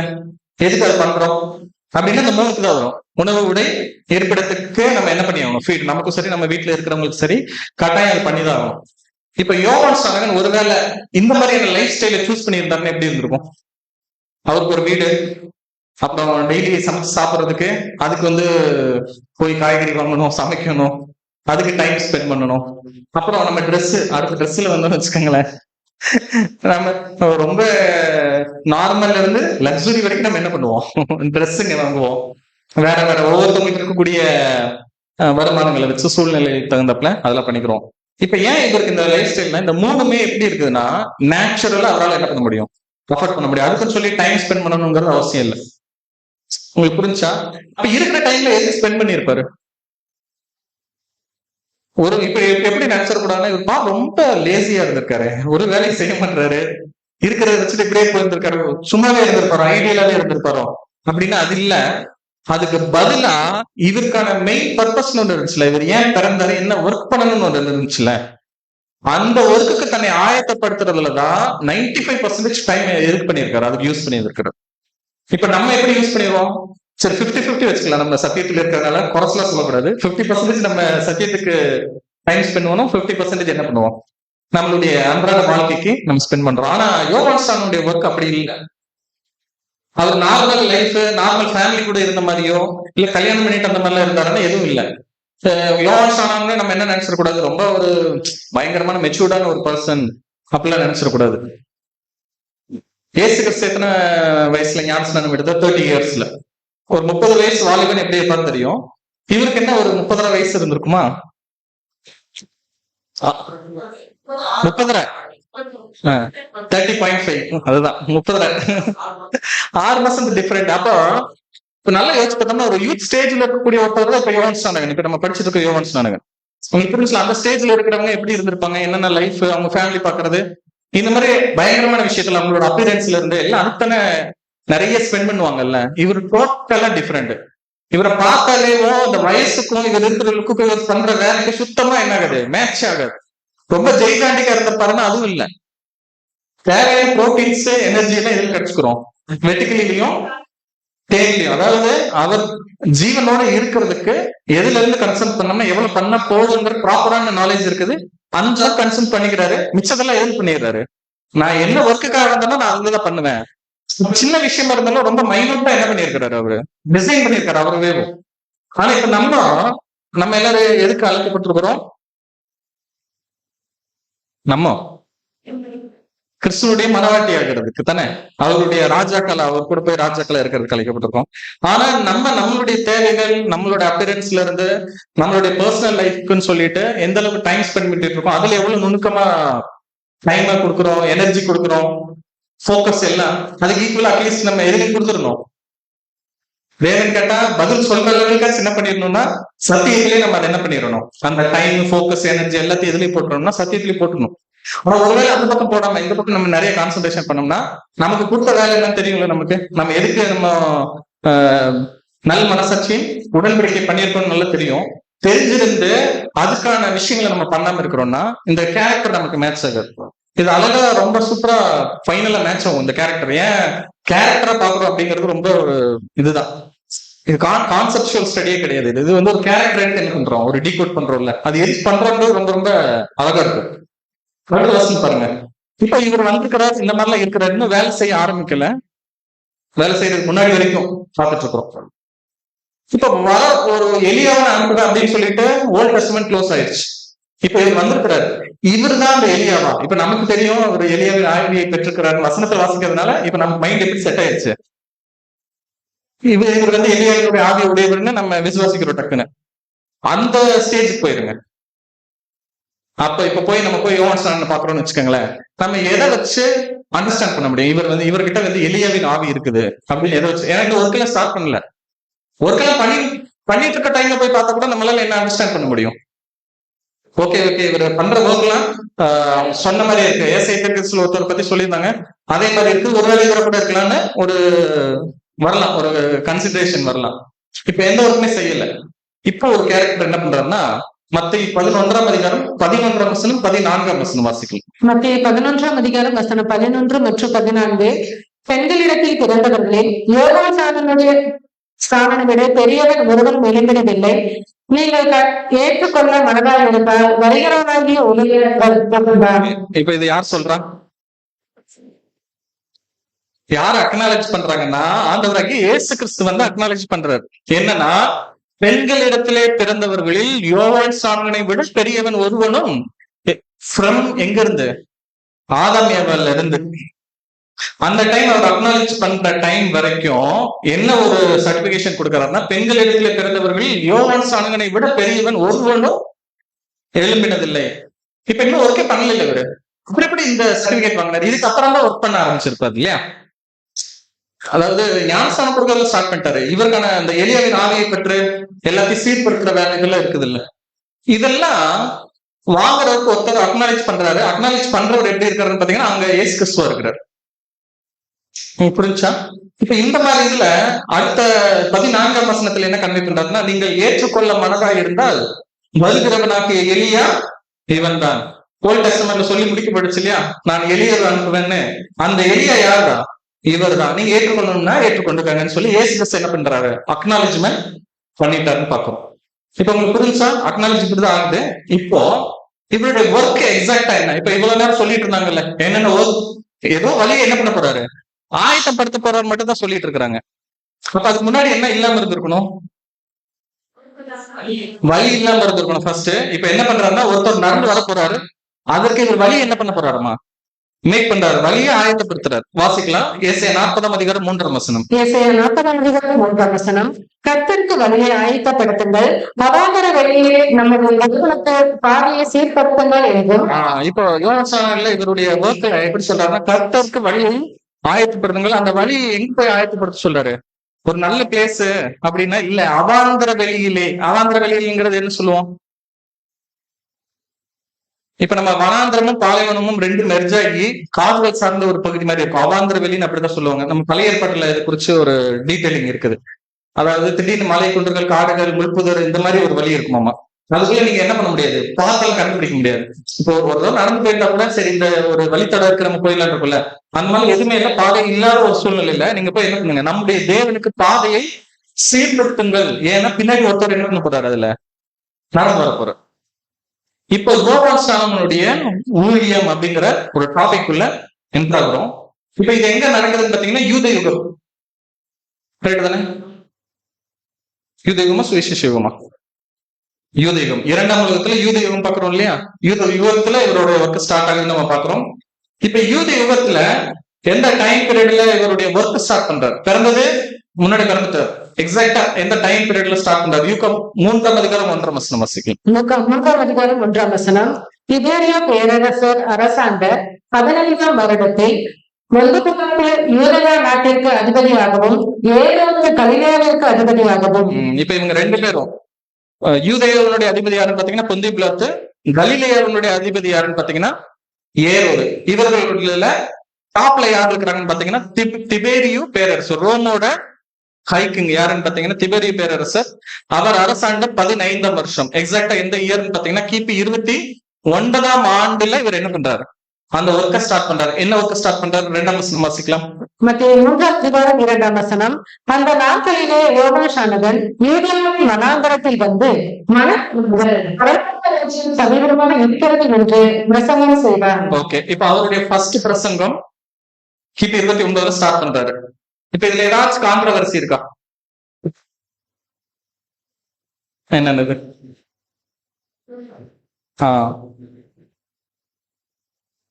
ஃபர்ஸ்ட் கான்ட்ரவர்சி என்னன்னு பாத்தீங்கன்னா பரலோக ராஜ்யம். அதுக்கு முன்னாடி வரைக்கும் இந்த டேர்ம் இருக்கு இல்லையா, பரலோக ராஜ்யங்கிற வார்த்தை இருக்குது இல்லையா, இது யூதர்களுக்கு பரீட்சைப்படாத வார்த்தை. எங்க இருந்து? நீங்க ஆதியாகமத்துல இருந்து எடுத்து பாத்தீங்கன்னா பரலோக ராஜ்யங்கிற எந்த வேர்டுமேவும் யூதர்களுக்கு சொல்லப்படல, கரெக்ட் தானே? உயிர்த்தெழுதல் இருக்குது, அதை நம்புறவங்க பரிசெயர்கள், நம்பாதவங்க சதுசெயர்கள். ஆனா பரலோக ராஜ்யம் ஒண்ணு இருக்குதா? நீங்க அங்க போவீங்கன்னு யாருக்கா சொல்லப்பட்டிருக்குதா டைரக்டா? இன்டைரக்டா ஆபிரகாமோட டைம் பீரியட்ல இருந்துச்சு, அவங்க எல்லாம் அண்டர்ஸ்டாண்ட் பண்ணியிருந்தாங்கன்னு கூட நம்ம எபிரேயர்ல வாசிக்கிறோம். ஆனா யூத ஜனங்களுக்கோ இல்ல நியாயப்பிரமாண எந்த ஒரு விஷயத்திலயும் எது சொல்லப்படலைன்னா பரலோக ராஜ்யங்கிற டேர்மே இல்ல. ஓகேவா? இப்போ வெரி ஃபர்ஸ்ட் இவர் என்ன பண்றாரு, பரலோக ராஜ்யம் சமீபமா இருக்கிறது, நீங்க என்ன பண்ணுங்க, மனம் திரும்புங்கள் அப்படின்றாங்க. இப்போ இதுல என்ன கான்ட்ரவர்சி இருக்க சான்சஸ் இருக்குதுன்னா, அங்க ஜனங்களுக்கு முதல்ல பரலோக ராஜ்யம்னா என்னன்னு தெரியாது. மனம் திரும்புங்கள்லாம் இப்ப எதுல இருந்து மனம் திரும்பணும்? அவங்களை பொறுத்த வரைக்கும் என்ன பண்ணிட்டு இருக்காங்க, நியாயப்பிரமாணத்துக்கு உட்பட்டவர்களா இருக்கிறாங்க. பரிசேயர் சதுசேயர்கள் என்ன சொல்றாங்களோ அதை கேட்டு நடந்துட்டு இந்த மாதிரி இதுல தான் அவங்க இருந்துட்டு இருக்காங்க. திடீர்னு வந்து ஒருத்தவங்க வந்து நீங்க மனம் திரும்புங்கள் பரலோக ராஜ்யம் சமீபத்திருக்கிறது அப்படின்னு சொன்னா எப்படி இருக்கும்? இப்ப ஃபர்ஸ்ட் இப்படி சொன்னா ஜனங்களுக்கு எதை வந்து ஃபர்ஸ்ட் எக்ஸ்பிளேஷன் பண்ண ஆரம்பிக்கணும். அவங்க ஃபர்ஸ்ட் எடுத்தோம்னு என்ன கேட்பாங்கன்னா, பரலோக ராஜ்யம்னா என்ன? அப்போ ஒரு கிங்டம்னு வரப்போறத ஃபர்ஸ்ட் எஸ்டாப்ளிஷ் பண்றது யாருன்னு பாத்தீங்கன்னா யோவான் ஸ்நானகன். இதுதான் வழியை ஆயத்தப்படுத்துறது. ஏன்னா எக்ஸாக்டா இதே வேர்ட மறுபடியும் யார் யூஸ் பண்ணுவாங்க? ஏசு கிறிஸ்து ஞானஸ்நானம் எடுத்துட்டு வந்து அவருடைய ஃபர்ஸ்ட் வார்த்தை என்னதான் இருக்குது? இதேதான். என்ன சொல்லுவாரு?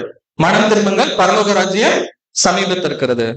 இப்ப ஏசு கிறிஸ்து வரும்போது அப்ப போய் ஜனங்கள் ஏசு கிறிஸ்ட இயேசுவே பரலோக ராஜ்யம் என்னன்னு சொன்னாங்கன்னா அவருக்கு அதுக்கு கிளாஸ் எடுத்துட்டு இருக்க முடியாது. அதுக்கு முன்னாடியே ஒருத்தர் இதை பத்தி சொல்லி ஜனங்களுக்கு இந்த மைண்ட் செட் பண்ணி வைக்கிறாரு. பரலோக ராஜ்யம்னா என்ன, அது ஏன் மனம் திரும்பணும் அப்படிங்கக்கூடிய பார்ட்ட ஃபர்ஸ்ட் எஸ்டாப்ளிஷ் பண்றது யாரு? இதுதான் வழியை ஆயத்தப்படுத்துறவர். பின்னாடி வரவர் அந்த வழியில என்ன சொல்றாருன்னா பரலோக ராஜ்யம் என்னன்னு இவர் சொல்லிடுவாரு. பரலோக ராஜ்யத்துக்கு போறது எப்படி? மலை பிரசங்கத்துல அவர் அதான் ஸ்டார்ட் பண்ணுவார். மலை பிரசங்கம் இயேசு கிறிஸ்துவோட ஃபர்ஸ்ட் பிரீச். அது பாத்தீங்கன்னா பரலோக ராஜ்யத்துக்கு யாரெல்லாம் பாக்கியவன்கள் என்னென்ன மாதிரிலாம் இருந்தீங்கன்னா பரலோக ராஜ்யத்துக்கு போவீங்க இதெல்லாம் அவர் சொல்லிடுவார். ஆனா வெரி ஃபர்ஸ்ட் நாலேஜ் கொடுக்கறது யாரு? யோவான். இதுதான் வழியை ஆயத்தப்பட்டு. அதுக்கு முன்னாடி அது அவாங்கிற வழி. யாருக்கு அப்போ ஒரு வழி இருக்குதுன்னு என்ன ஆகாது, தெரியாத ஒரு சூழ்நிலை. வெரி ஃபர்ஸ்ட் இவர் தான் என்ன பண்றாரு, அதை கிரியேட் பண்றாரு அப்படிங்கிறது பாக்குறோம். 3ஆம் வசனத்தில் பாருங்க மறுபடியும், கர்த்தருக்கு வழியை ஆயத்தப்படுத்துங்கள் அவருக்கு பாதையை சரி பண்ணுங்கள் என்று வனாந்தரத்திலே கூப்பிடுகிறவருடைய சத்தம் உண்டு என்ற ஏசாயா தீர்க்கதரிசியால் சொல்லப்பட்டவர் இவனே. எக்ஸாக்டா அந்த வனாந்தரம்ங்கிறது எக்ஸாக்டா பிளேஸையும் எப்படி சூஸ் பண்ணியிருக்கிறவரு? வனாந்தரத்திலே யூதர்களுடைய வனாந்தரத்திலே போய் இந்த ஒர்க் பண்ணியிருக்கிறாரு அப்படிங்கக்கூடிய ஒரு விஷயம் சொல்லி இருக்கிறாங்க. அடுத்து இதே 3ஆம் அதிகாரத்துல 11ஆம் வசனம் வாசிக்கலாம். மத்திய 3ஆம் அதிகாரம் 11ஆம் வசனம், மனம் திரும்புவதற்கென்று நான் தண்ணீர்னால் உங்களுக்கு ஞானஸ்தானம் கொடுக்கிறேன். ஆமா, இது கொஞ்சம் டீட்டெயிலா பாக்குற ஒரு விஷயம் தான். இப்ப மனம் திரும்புங்கள் அப்படின்னு சொல்லிட்டு கூட ஜனங்கள் என்ன பண்ணிக்கிறாங்க, நல்லதுக்கு தானே சொல்றாங்க, நல்லா இல்லாம இருக்கிறோம், மனம் திரும்ப சொல்றாங்க, திரும்பிடலாம். பரலோக ராஜ்யம் ஒண்ணு சொல்றாங்க, அது தேவனுடைய கிங்டம் சொல்றாங்க, ஓகே அக்செப்டபிள் இருக்கும். இப்ப ஆட் பண்றாரு ஒண்ணு 11ஆம் வசனத்துல, மனம் திரும்புதலுக்கு என்று நான் தண்ணீரினால் உங்களுக்கு ஞான ஸ்நானம் கொடுக்கிறேன். இப்ப இப்படி சொல்றாருல்ல, நிறைய பேர் வந்து என்ன பண்ணாங்க, மனம் திரும்புதலுக்கு என்று ஞான ஸ்நானம் எடுத்தாங்க. இதுல என்னாச்சு டவுட்ஸ் இருக்கா? இப்ப அங்க ஞானஸ்தானம் எடுத்தவங்களா யாருதான்? யூதர்கள் தான். கரெக்டா? எல்லாருமே நியாயப்பிரமாணத்தை ஃபாலோ பண்றவங்க தான், நியாயப்பிரமாணத்துக்கு உட்பட்டவர்கள் தான். அந்த வேதப்பரர்கள் பரிசேயர்கள் எல்லாருமே யாருக்கு வந்திருக்காங்க? யோவான் ஸ்நானகன்ட்ட வந்திருக்காங்க. வரும்போது அவர் திட்டுவாரு, என்ன சொல்லுவாரு, விரியன் குட்டிகளை கொண்டு திட்டுறதெல்லாம் அந்த டைம்ல தான். இப்போ ஒரு கான்செப்ட் ஒண்ணு சொல்றாரு, எப்படி எல்லா ஜனங்களும் அக்செப்ட் பண்ணிக்கிட்டாங்க? நீங்க வந்து பேப்டிசம் எடுங்கன்னு எப்படி உங்களுக்கு வந்து எடுத்துக்கிட்டாங்க? இப்ப என்ன கேள்வினா, இதுக்கு முன்னாடி வரைக்கும் ஞானஸ்தானம் ஒண்ணு இருக்குதுன்னு எங்கேயாச்சும் இருக்குதா? பழைய ஏற்பாடு எங்கேயுமே இல்ல. நியாயப்பிரமாணத்துல கட்டளைகள்ல அங்கேயும் இல்ல. திடீர்னு ஒருத்தர் வர்றாரு, அவர் பாக்குறதுக்கே அப்பியரன்ஸே வேற மாதிரி இருக்குது, ஒரு மார்க்கமா தான் இருக்கிறாரு. அவர் வந்து என்ன சொல்றாருன்னா, மனம் திரும்புங்கள் பரலோக ராஜ்யம் சமீபத்திற்கு சொல்றாரு. சொன்னது மட்டும் இல்லாமல் இதை நீங்க அக்செப்ட் பண்ணீங்கன்னா என்ன பண்ணணும், வந்து ஞானஸ்தானம் எடுங்க. இப்ப ஞானஸ்தானங்கிற வேர்டையும் எப்படி பரலோக ராஜ்யங்கிற வேர்டையும் இப்படி எஸ்டாப்ளிஷ் பண்ணாரோ, ஞானஸ்தானத்தோட ஃபவுண்டர் யாருன்னு பாத்தீங்கன்னா யோவான் ஸ்நானகன் தான். வெரி ஃபர்ஸ்ட் இப்படி ஒரு முறைமையை கிரியேட் பண்றது இது எங்கேயுமே எதுல இல்ல, நியாயப்பிரமாணத்துல ஞானஸ்தானம் கொடுங்க அப்படிங்கிற மாதிரிலாம் இல்ல. பின்னாடி அப்போஸ்தலர் பவுல் எல்லாம் கோட் பண்றாங்க. எப்போ ஞானஸ்தானங்கிற ஒரு கான்செப்ட் வந்து எல்லாம் எடுத்ததுக்கு அப்புறமா சொல்றாங்க. இஸ்ரேல் ஜனங்கள் வந்து அந்த கடல்ல போனதெல்லாம் வந்து கடந்தது வந்து ஞானஸ்தானுக்கு ஒப்புமையா இருந்துச்சுன்னா சொல்றாங்க. அதெல்லாம் ஞானஸ்தான கான்செப்ட் எல்லாம் வந்து பல வருஷங்களுக்கு அப்புறமா அப்போஸ்தலர்கள் யூஸ் பண்றது. ஆனா வெரி ஃபர்ஸ்ட் இவர் எப்படி யூஸ் பண்ணாரு, யூஸ் பண்ணது ஓகே, இவர் என்னமோ ஸ்டார்ட் பண்றாரு சொல்றாரு, எல்லாம் ஓகே. எப்படி அக்செப்ட் பண்ணாங்க ஜனங்கள்? இஸ்ரேல் ஜனங்கள்ட்ட ஒரு பெரிய ப்ராப்ளம் என்னன்னா, நீங்க நியாயப்பிரமாணத்துல இல்லாத ஏதாச்சும் ஒண்ணு சொன்னோம்னு வச்சுக்கோங்களேன், இம்மிடியேட் என்ன பண்ணிடுறாங்க, தேவ தூஷணம் செய்யறாங்க அப்படி இப்படின்னு சொல்லிட்டு கல்லால் அடிச்சு, இது ஜனங்கள் அடிக்கணும்னு இல்ல, வேத பரிசேயர்கள் ஸ்ட்ரிக்டா என்ன பண்ணுவாங்க, அப்போஸ் பண்ணுவாங்க. அவங்க விட்டுருவாங்களா? நியாயப்பிரமாணத்துல இப்ப நீங்க என்னமோ ஒண்ணு சொல்றீங்க, நியாயப்பிரமாணத்துல அது இல்லவே இல்லை, அப்படி எதுக்கு இதை சொல்றீங்கன்னு கேள்வி கேட்பாங்கல்ல. இன்க்ளூடிங் யாரும் வந்திருக்கிறாங்க, வேத பரிசேயர்களும் வந்து என்ன பண்ணிருக்காங்க, ஞானஸ்நானம் எடுத்திருக்காங்க. இப்ப இதோட கான்செப்ட் என்ன, எப்படி இவர் கிரியேட் பண்ணாரு, எப்படி ஜனங்கள் அக்செப்ட் பண்ணாங்க? எங்கேயாச்சும் உங்களுக்கு ஏதாச்சும் ஒரு லிங்க் எங்கேயாச்சும் கிடைக்குதா?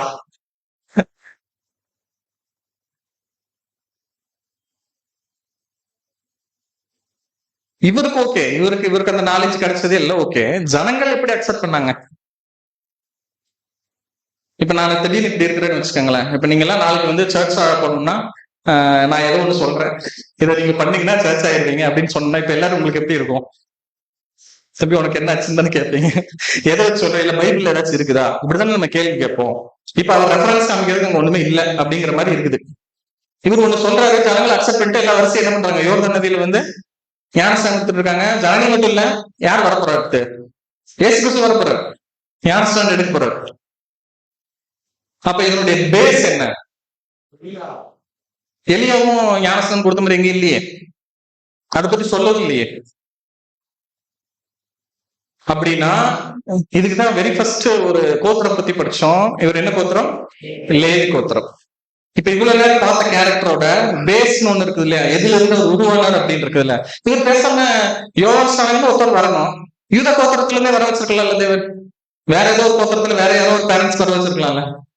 பர்பஸா போய் லேவி கோத்திரத்துல சகரியா எலிசபெத்துக்கு தான் இவர் வந்து வரணும்னு ஏதாச்சும் இருக்குதா? உங்களுக்கு புரிஞ்சல, கேரக்டர் அங்க வந்து பிக்ஸ்டு. யாருக்கு பிறக்க போறாங்கிறதுக்கு தான் யார் ஆப்ஷன்ல வராங்க, சகரியாவும் எலிசபெத்துக்கு வராங்க. கரெக்ட் தானே? அப்படித்தானே யோவான் வர்றாரு. வேற எங்கேயா கூட பிறந்து அந்த வேலையை பண்ணியிருந்திருக்கலாம்ல. ஏன் லேவி கோத்திரத்துல வரணும்னா, இப்போ இவர் யாரை பார்த்து வளர்ந்திருப்பாரு? அவங்க அப்பாவை பார்த்து வளர்ந்திருப்பாரு. அவங்க அப்பா என்ன ஒர்க் பண்ணிட்டு இருந்தாரு, ஆசாரியத்துவத்தினுடைய வேலைகள் பார்த்துதான் யார் வளர்ந்துட்டு இருக்கிறாங்க, யோவான் ஸ்நானகன். நல்ல யோசிச்சு சொல்லுங்க, யோவான் ஸ்நானகன் அடுத்து என்ன பொசிஷனுக்கு வர்றதுக்கான ஆப்ஷன் இருந்துச்சு? ஆசாரியர். உங்களுக்கு புரிஞ்சு இப்ப எப்படி கனெக்ட் ஆகுதுன்னா, இவர் அபிஷியலா என்னவாக முடியும், ஆசாரியராக முடியும். தேவாலயத்துல வேலை செய்யக்கூடிய, ஏன்னா அவங்க வந்து குடும்பங்கள் வாயிலாக என்ன பண்ணிட்டு இருக்காங்க, அந்த வேலைகளை ஒருத்தரோட பையன் சொல்லிட்டு தான் என்ன ஆயிட்டு இருக்குது, ஆர்வம்ல இருந்து அப்படிதான் வந்துட்டு இருக்குது. இப்ப அபிஷியலா ஒரு யாருன்னு பாத்தீங்கன்னா ஆசாரியர். ஆனா இவர் ஆசாரியர் வேலையை சூஸ் பண்ணாம இப்ப இங்க போய் இன்னொரு வேலையை பண்ணிட்டு இருக்காரு. அதுல எதை கொடுக்குறாருன்னு பார்த்தோம்னா ஞானஸ்நானம். இப்ப ஒருவேளை ஜனங்கள் வந்து ஒரு இடத்துல எதை பேஸ் பண்ணி நீங்க ஞானஸ்நானம் கொடுக்குறீங்கன்னு சொன்னா இவர் ஒரு பதில் சொல்லணும். அந்த பதில் ஜனங்கள் அக்செப்ட் பண்ற மாதிரி இருக்கணும். ஆனா இவரா பதில் சொல்ல முடியாது. லிங்க் எங்க இருந்து எடுத்து கொடுக்கணும், நியாயப்பிரமாண கட்டளைகள் இருந்து எடுத்து கொடுக்கணும். அப்ப ஞானஸ்தானம்ங்கிற கான்செப்ட் எதுல இருந்து இவர் கிரியேட் பண்ணியிருக்காரு அப்படின்னா, நியாயப்பிரமாணத்தினுடைய ஒரு கட்டளையில இருந்துதான். அது என்ன முறைமைன்னு பாத்தீங்கன்னா ரொம்ப அழகா இருக்கும். லேவியராகமம் 14ஆம் அதிகாரம் 8ஆம் வசனம் 9ஆம் வசனம். ஓகேவா? இருக்குது, நோட் பண்ணி வச்சுக்கோங்க. கான்செப்ட் சொல்லிடுறேன். அது என்னன்னா, தொழுநோயாளிகளுடைய சுத்திகரிப்பு முறை தான் அங்க லேவியராகமத்துல வருது. இப்ப தொழுநோயாளிகளுடைய சுத்திகரிப்பு முறை என்ன இருந்துச்சு நியாயப்பிரமாணத்துல நமக்கு தெரிஞ்சதை வச்சு? ஒரு தொழுநோய் இருந்துச்சுன்னா என்ன பண்ணி ஆகணும், அவங்க முதல்ல காலேஜ் புறப்பாக்கிடணும், தனியா போயிடணும். அடுத்து அவங்க சுத்தமாக்கப்படணும். எதுனாலன்னா தண்ணீரினால அவங்க என்ன பண்ணி ஆகணும், சுத்தமாக்கப்படணும். அது ஒரு சிலருக்கு 7 நாள் ஆகலாம், 1 மாசம் ஆகலாம், 1 வருஷம் ஆகலாம், எப்படியும். ஆனா சுத்திகரிப்பு முறை எதை பேஸ் பண்ணி இருந்துச்சுன்னா அவர்கள் மூழ்குதல்ல தான் இருக்குது. Best example நாகமான். அவர் எதுக்கு போய் தண்ணியில மூழ்கி எந்திரிக்க சொன்னாங்க? இது எல்லாமே வந்து எதோட பேஸ் பாத்தீங்கன்னா நியாயப்பிரமாணத்துல தொழுநோயினுடைய சுத்திகரிப்பு முறையில வரக்கூடிய விஷயங்கள். இப்ப ஆசிரியர் கூடத்துல தொழுநோய்ங்கிறது டைரக்டா எதுக்கு நிழலா இருக்குது, பாவம்ங்கிற ஒரு விஷயம். தொழுநோய்ங்கிறது எதுக்கு கம்பேர் பண்ணணும்னு பாத்தீங்கன்னா பாவம். இவங்க நிழலா இருக்கிறத இங்க வந்து எப்படி சொல்றாரு, இதுதான் பொருள். தொழுநோய்ங்கிறது பாவம். சுத்திகரிப்பு முறையை என்ன பண்ணிக்கிட்டாருன்னா அந்த பிக் பண்ணிக்கிட்டாரு, லிட்டரலான ஒரு முறையா கன்வெர்ட் பண்ணாரு. இப்ப இந்த தொழுநோயுடைய சுத்திகரிப்பு முறைய இவர் என்னவா கன்வெர்ட் பண்ணிட்டாருன்னா மனம் திரும்புதலுக்கு ஏதுவான சுத்திகரிப்பு முறையா கன்வெர்ட் பண்ணிட்டு இதுக்கு டைட்டில் என்ன வச்சுட்டாரு, ஸ்நானம் தான். அங்கேயும் ஸ்நானம் தான். நாகமானம் என்ன பண்ணாரு, ஸ்நானம் தான் பண்றாரு, முழுகுதல். ஆனா இவருக்கு டைட்டில் மட்டும் எதை வச்சுக்கிட்டாருன்னா, இது மனசுல இருந்து இருக்கக்கூடிய அழுக்க நீக்கிறதுனால இதுக்கு பேரு ஞான ஸ்நானம் சொல்லி டைட்டில வச்சு ஃபர்ஸ்ட் கிரியேட் பண்ணி இதை சொல்றாரு. அங்க ஜனங்களை என்ன பண்ணிட்டாங்க, அக்செப்ட் பண்ணிட்டாங்க. அப்ப பேஸ் நல்லா யோசிச்சு பார்த்தோம்னா இவருடைய ஊழியம் எதை பேஸ் பண்ணதா இருக்குதுன்னா ஆசாரியனுடைய வேலையை தான் யார் பண்ணிட்டு இருக்காங்க? யோவான் ஸ்நானகன். ஆனா எதுக்குள்ள பண்ணல? தேவாலயத்துக்குள்ள பண்ணல. அதை கொண்டு போய் எங்க பண்ணிட்டு இருக்காருன்னா இவருக்கான ஒர்க்கிங் பிளேஸ் இவரே சூஸ் பண்ணி வனாந்தரத்துல வெளியே என்ன பண்றாரு? அந்த ஒர்க்கை ஸ்டார்ட் பண்றாரு. ஏன்னா அது எல்லாமே நிழல் தான். பொருளை இவர் என்ன பண்ணி ஆகணும்? கிரியேட் பண்ணணும். ஏன்னா அடுத்து யார் வரப்போறா? கர்த்தர் வரப்போறாரு. ஒரிஜினல் ஒர்க் பண்றவர் வரப்போறாரு. அதுக்கான எல்லா ஃபண்டமெண்டல்ஸும் இவர் என்ன பண்ணி ஆகணும்? ரெடி ஆக்கணும். மனம் திரும்ப வைக்கணும். பரலோராஜ்யம் என்னன்னு சொல்லணும். அதுக்கான சுத்திகரிப்பு முறையாக்கிய ஞானஸ்நானத்தை என்ன பண்ணி ஆகணும்? ஜனங்களுக்கு பழக்கப்படுத்திடணும். உங்களுக்கு புரிஞ்சா? இப்ப வாசிங்க அப்போஸ்தலர் 3ஆம் அதிகாரம் 19ஆம் வசனத்திலிருந்து 21ஆம் வசனம் வரை. அப்போஸ்தலர் 3ஆம் அதிகாரம் வசனம் 19 முதல். ஆகவே கர்த்தருடைய சன்னிதானத்தில் இருந்து இளைப்பாறுதலின் நாட்கள் வருவதற்கும் முன்பே குறிக்கப்பட்ட இயேசு கிறிஸ்துவை அவர் உங்களுக்கு அனுப்பவும் உங்களுடைய குற்றங்கள் மன்னிக்கப்படவும் நீங்கள் மனப்படுங்கள். பரிசுத்த தீர்க்கதரிசிகள் எல்லோருடைய வார்த்தையினாலும் முன்னமே சொன்ன எல்லாம் நிறைவேறி முடியும் நாட்கள் வரும் வரை அவர் இருக்க வேண்டும். ஓகே, இப்போ இது எங்க வாசிக்கிறோம்? அப்போஸ்தலர் 3ஆம் அதிகாரம். அதாவது இயேசு கிறிஸ்து மரிச்சு எடுத்துக்கொள்ளப்பட்டதுக்கு அப்புறமா அப்போஸ்தலர்கள் சொல்லக்கூடிய பார்த்துதான் என்ன சொல்றாங்க? கர்த்தருடைய சன்னிதானத்திலிருந்து இளைப்பாறுதலின் நாட்கள் வரும்படிக்கும் முன்னே குறிக்கப்பட்ட இயேசு கிறிஸ்துவை அவர் உங்களிடத்தில் அனுப்பவும் உங்களுடைய குற்றங்களே மன்னிக்கப்படவும் நீங்கள் மனம் திரும்பி குணப்படுங்கள். எதுக்கு அப்புறமா சொல்றாங்க? இயேசு கிறிஸ்து எடுத்துக்கொள்ளப்பட்டதுக்கு அப்புறமா அவர் திரும்ப வர வரைக்கும். ஓகேவா? இப்ப குற்றங்கள் மன்னிக்கப்படுதல்னா குற்றங்களை மன்னிக்கிறது யாரு? இங்க குற்றங்களை மன்னிக்கிறதுக்கான ரைட்ஸ் யார்கிட்ட இருக்குது? அத்தாரிட்டினா ஆண்டவர் இயேசு கிறிஸ்து தானே இருக்குது. இப்ப அவர்தான் ஒருத்தவங்களை என்ன பண்ண முடியும்? குணப்படுத்த முடியும், மன்னிக்க முடியும். எல்லாமே நம்ம ஜெபம் சப்ஜெக்ட்ல இருந்து எல்லாத்துலயும் பாத்தீங்கன்னா தேவன் அதற்கான அதிகாரத்தை யாருக்கு மட்டும்தான் கொடுத்து வச்சிருந்தாரு? இயேசு கிறிஸ்து மட்டும்தான். இப்ப அப்படியே கொஞ்சம் யோவான் கொடுத்த ஞானஸ்நானத்துக்கு வந்துடலாம். அவர் என்ன சொல்லி ஞானஸ்நானம் கொடுத்தாரு? மனம் திரும்புங்கள், பரலோராஜ்யம் சமீபத்திற்குன்னு சொல்லிட்டு அவர் என்ன பண்ணாருன்னா ஞானஸ்நானம் எல்லாம் கொடுத்துட்டு இருந்தார்ல. இப்போ அந்த ஞானஸ்நானம் குற்றங்களை மன்னிச்சிருக்குமா இருக்காதா? நல்லா யோசிச்சு சொல்லுங்க.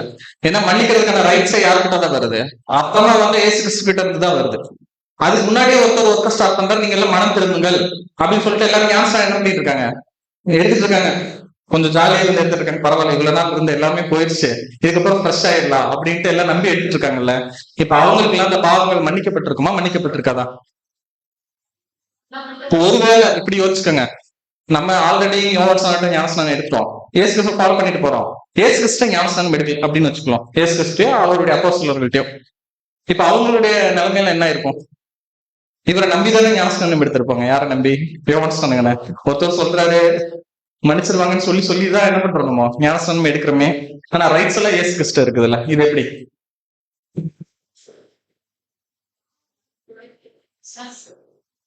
ஞானஸ்நானங்கிறது பாவத்தை மன்னிக்கிறதுக்கு இல்ல.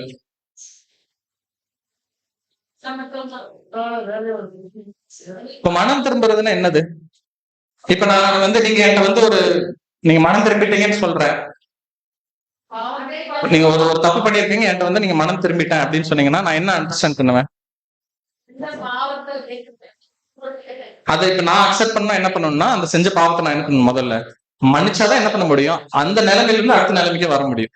நம்ம நீதிமானாக்கப்பட்ட நிலைமை அப்படித்தானே சொல்றோம். நீதிமானாக்கப்பட்ட நிலைமை அப்படிங்கக்கூடிய ஒரு விஷயம்.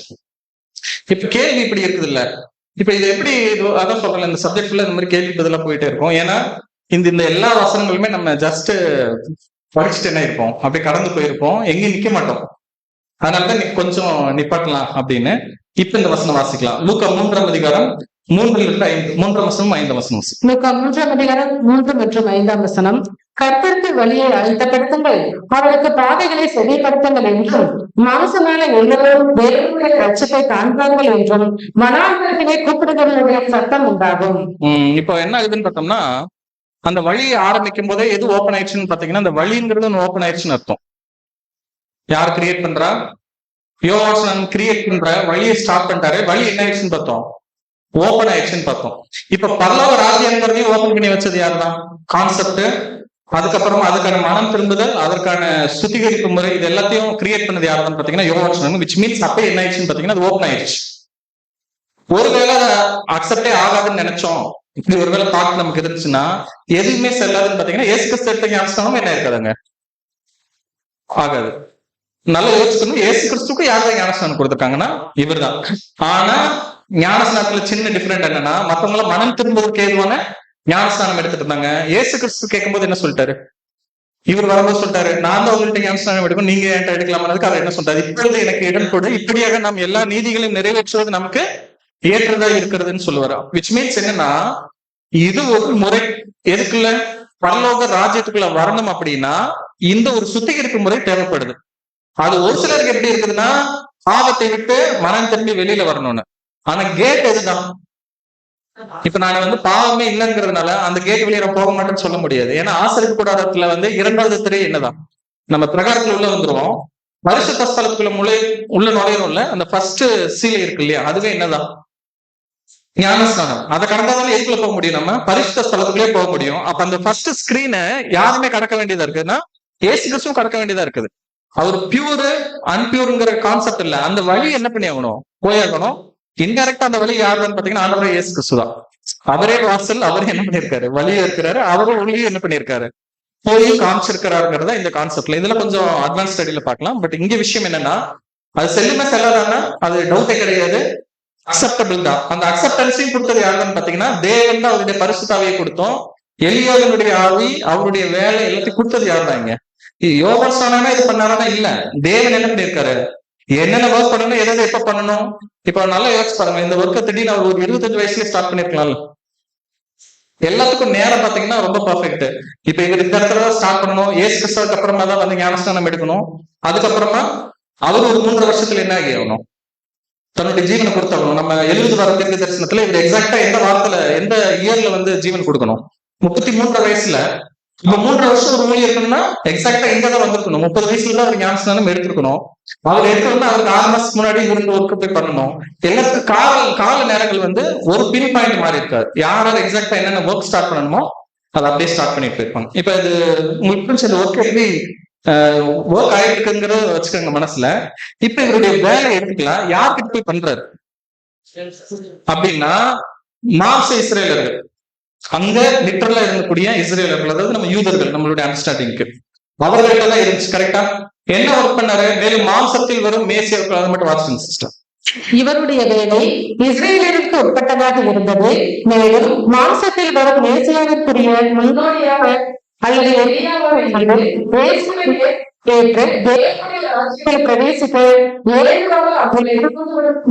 காணப்பட்டார். இப்போ என்ன விஷயம்னா, இந்த காலிங் இருக்கு இல்லையா, இவங்களெல்லாம் கூப்பிடணும்லாம் எளிய பண்ணல, அவரு டைரக்டா இருக்குனாரு. ஒரு ஓப்பன் காலிங் தான், யாருக்கெல்லாம் மனம் திரும்ப விருப்பம் இருக்க யார் வேணாலும் இருக்குங்க, வாங்க. அப்படி வர்றவங்களுக்கு எல்லாம் எது இருக்குதுன்னு பாத்தீங்கன்னா பரலோக ராஜ்யம்ங்கிறது ஒண்ணு இருக்கு, ஓப்பன் கால் தான். அதுல நிறைய பேர் வந்தாங்களா, இல்ல கொஞ்சம் பேர் வந்தாங்களா, நிறைய பேர் வந்தாங்கன்னு இப்போதைக்கு வச்சுக்கலாம். இப்ப இவருடைய ஒர்க் என்னன்னா, இப்படி வர்றவங்க எல்லாத்தையும் கடைசியில் கொண்டு போய் அந்த கிங்டம்ல சேர்க்கறதுக்காக தான் இவரோட ஒர்க் இருந்துச்சுன்னா இல்ல. இவர் என்ன பண்றாருன்னா ஜஸ்ட் ட்ரிகர் பண்றாரு, அதை தூண்டி விடுறதுனா என்னன்னா, இப்படி ஒரு கான்செப்ட் இருக்குது, இதுக்கு எல்லாத்தையும் ஃபர்ஸ்ட் என்ன பண்றாரு, என்கரேஜ் பண்றாரு. இப்படி ஒரு விஷயம் இருக்குது, இதுக்கு நீங்க இதை பண்ணுங்கன்னு சொல்லிட்டு அந்த வேலை என்ன பண்ணாருன்னா மாம்ச இஸ்ரேலர் இடத்துல போய் பண்றாரு. என்னவா பண்றாருன்னா, மாம்சத்தில் வரும் மேசியாவிற்கு முன்னோடியாக. இப்ப நல்லா நோட் பண்ணீங்கன்னா சேம் பேட்டர்ன் அப்படியே யார் யூஸ் பண்ணுவாங்கன்னு பாத்தீங்கன்னா இயேசு கிறிஸ்து. எளிய என்ன பேட்டர்ன் யூஸ் பண்ணாரோ, மனம் திரும்புதல், பரலோக ராஜ்யம், அதுக்கு என்னென்ன பண்ணணும், யார் அப்போஸ் பண்ணாரு, பரிசேயர் சதுசேயர்கள் தான். இயேசு கிறிஸ்து யாரை அப்போஸ் பண்ணாரு, சேம் பரிசேயர்கள் சதுசேயர்கள் தான். இவர் விரியும் பம்பு குட்டிகளை திட்டினார், அவர் வெள்ளையடிக்கப்பட்ட கல்லறைகளை திட்டினாரு, ஓனையை திட்டினாரு. அப்போசிஷன்ஸ் பாத்தீங்கன்னா 2 பேருக்குமே காமன் தான். 2 பேருமே பாவைகள் இடத்துல தான் போனாங்க, 2 பேருமே மனம் திரும்ப சொன்னாங்க, 2 பேருமே பரலோக ராஜ்யம் ஒண்ணு இருக்கு சொன்னாங்க. ஒர்க்கு புரிஞ்சா? ஆனா ஏசு 3 வருஷம் வேலை பண்ணாரு.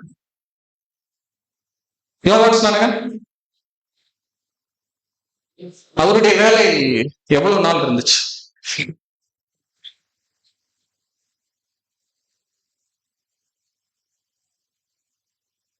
6 மாசம் இருந்திருக்குமா? 6 மாசம் எல்லாம் இல்ல, 3 மாதமா இல்ல, வசனம் இல்ல, அதனால நீங்களே கெஸ் பண்ணி ஒன்று சொல்லுங்க. 3 மாதமா இருக்கலாம், 3ல இருந்து ஒரு 6 மாசமா இருக்கலாம் அப்படின்னு வச்சுக்கலாம். இவருடைய வேலை எது வரைக்கும் தான் இருந்துச்சுன்னா, ஏசு கிறிஸ்து ஞானஸ்நானம் எடுக்கிற வரைக்கும் தான் இருந்துச்சு. எடுத்த உடனேயும் அடுத்த 40 daysல யார் ஒர்க் ஸ்டார்ட் பண்ணிட்டா? இயேசு கிறிஸ்து ஸ்டார்ட் பண்ணிட்டாரு. பேரலா இவர் ஒர்க் பண்ணல. பேரலா என்ன ஆயிட்டாருன்னா போய் ஜெயில இருந்தார். இம்மீடியட்டா என்ன இன்சிடென்ட் நடந்திருக்கும்னா அந்த ஏரியாவுடைய கான்ஃபிளிக்ட் ஆகி இவரை கொண்டு போய் எங்க போட்டிருப்பாங்க? ஜெயில இருப்பாரு. அப்பதான் வந்து இவர் அற்புத அடையாளங்கள்லாம் செய்யற உடனேயும் யோவான் ஒண்ணு கேட்டு அனுப்பிச்சுடுவார்ல, நீங்க தான் மேசியாவா இல்லையா? ஏன்னா இவர் உள்ள இருப்பாரு, எதுக்குள்ள? வெளியில இல்ல. அப்போ இவருடைய ஒர்க்கிங் எது வரைக்கும் அப்படின்னு பார்த்தோம்னா ஏசு கிறிஸ்து ஞானஸ்நானம் எடுக்கிற வரைக்கும் இவர் ஒர்க் பண்ணாரு. அதுக்கு முன்னாடி எவ்வளவு நாள் பண்ணாரு? அப்ராக்சிமேட்டா பார்த்தோம்னா 3 to 6 months தான் மொத்த ஒர்க்குமே. இவர் வந்து மனம் திரும்புங்கள் சொல்லி பரலோக ராஜ்யங்கிறது ஒண்ணு இருக்குன்னு சொல்லி ரீச் பண்ணி ஞானஸ்நானம் எல்லாம் கொடுத்து சீஷர்கள்லாம் வர வச்சு அவங்களுக்கு கரைச்சு இந்த மொத்த ஒர்க்குமே டோட்டலா எவ்வளவுதான்? ரொம்ப கம்மியான்னு பார்த்தோம்னா 6 மாசத்துக்கு மிகையா இல்லை, கம்மியான ஸ்டேஜஸ் தான். சொல்ல போனா ஒரு 3 monthsங்கிற மாதிரி தான் ரைட்டிங்ஸ்ல இருக்குது. யோவான் ஞானஸ்நானம் எடுக்கல. அவரு அதான் சொன்னல, ஃபவுண்டருக்கு வந்து ஃபவுண்டர்ங்கிறது கிரியேட்டர். இப்ப நம்ம தேவன் தானே எல்லாத்தையும் சிருஷ்டிச்சார். தேவனை யாராவது சிருஷ்டிச்சாரா அப்படின்னா அந்த கிரியேட்டர் அல்லது ஃபவுண்டருக்கு என்ன வராதுன்னு பாத்தீங்கன்னா அந்த டேர்ம்ஸ் வராது. அதான் சொல்றேன்ல, இவங்களுக்குன்னு சொல்லி ஸ்பெஷலா இவர் ஞானஸ்நானம் எல்லாம் எடுக்கிறதுக்கு முன்னாடியும் ஏசு கிறிஸ்து என்ன சொன்னார்? ஸ்திரீகள் இடத்துல பிறந்தவர்கள் இடத்துல யோவான் ஸ்நானனை காட்டிலும் பெரியவன் ஒருவனும் இல்லை. அது ஏன் இப்ப நான் சொல்றேன், நீங்க கேட்ட கேள்வியில பின்னாடி கன்க்ளூட் பாயிண்ட்ல வரும். இவர் ஏன் இவருக்கு தேவைப்பட்டுச்சா இல்லையா? இவர் ஞானஸ்நானம் கொடுத்தாரு, இவர் மன தர்மங்களை சொல்லிட்டு இருந்தாரு, இவர் எப்படி இருந்தாரு? இது எல்லாமே கேள்விகள் தானே. இது நமக்கு இல்ல, அங்க இருக்கக்கூடிய ஜனங்கள் கேட்டிருப்பாங்கல்ல. யோவான் சொன்ன மாதிரி அன்னோன் பர்சன்ல கிடையாது. இப்போ திடீர்னு இப்போ ஃபாரின்ல இருந்து ஒரு பிரதர் வந்து ஏதோ ஒண்ணு சொன்னாருன்னா நமக்கு எப்படி இருக்கும்? அவர் ரொம்ப ஸ்காலர் அப்படின்னு சொல்லிட்டு இப்ப நான் வந்து உங்களுக்கு இன்ட்ரோ எல்லாம் கொடுத்து அவர் ஒண்ணு சொன்னாருன்னா நம்ம எல்லாரும் என்ன பண்ணுவோம்? அக்செப்ட் பண்ணுவோம். ஏன்? ஆமா, அவங்க ஃபாரின்ல இருக்காங்கன்னா நல்லா படிச்சிருப்பாங்க, நல்ல ஸ்காலரா இருப்பாங்க, அவங்க சொன்னா கரெக்டா இருக்கும் அப்படிங்கிற மாதிரி நமக்கு என்ன ஆகும்? மைண்ட்ல போய் ரெஜிஸ்டர் ஆயிடும். இப்ப நான் பிறந்ததுல இருந்து இங்கதான் வளர்ந்துட்டு இருக்கிறேன். திடீர்னு ஒரு நாள் வந்துட்டு அப்படி இருக்க இப்படி இருக்குன்னு சொன்னா என்ன ஆகும்? தம்பி உடைய நான் எங்க இருந்து பாத்துட்டு இருக்கிறேன். சேம் சினாரியோ அங்க இஸ்ரேல் இடத்துல. ஏன்? இவர் பிறக்கிறதுக்கு முன்னாடியில இருந்து யாரை வாட்ச் பண்ணிட்டு இருக்கிறாங்க? யோவான் ஸ்நானன் ஒரு பர்சனை அந்த ஜனங்கள் லிட்டரலா பார்த்துட்டு இருக்கிறாங்க.